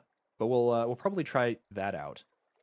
And maybe that'll be what the Carnelian Exile wanted all along. I forget whether it was something she said or something one of the people in the chat said that suggested that she might want to leave, want us to leave off of each of the sides of the map for her. But I think she also wanted us to go east specifically. We probably still need to help out the Empire of Hands, but we want to automate the fueling, the supply packing, and then the soul obtainment of their Zeppelin over there. Because I really don't want to have to run 100 total food, fuel, and souls there all by myself. I'd rather have that automated for sure. And that'll have them sail off the eastern, or fly rather, off the eastern edge of the map, if I understand that correctly. Those will be all things for next time. I will be back in Sunless Sea on Thursday. Yes, Thursday, 3 PST. That's when I will be coming back to this. Hopefully we'll do some of those things. Hopefully we won't die before we actually get our captain to end. And it is probably looking like it's going to be next time that our end is going to come. Though again, I've been saying that for a good 2 or 3 months at this point, so don't take my word for it. Just keep watching along. If you're not just interested in the Sunless Sea stuff, I will be coming back tomorrow. I will be playing Sevtech Ages. Might be a little bit longer of a stream then.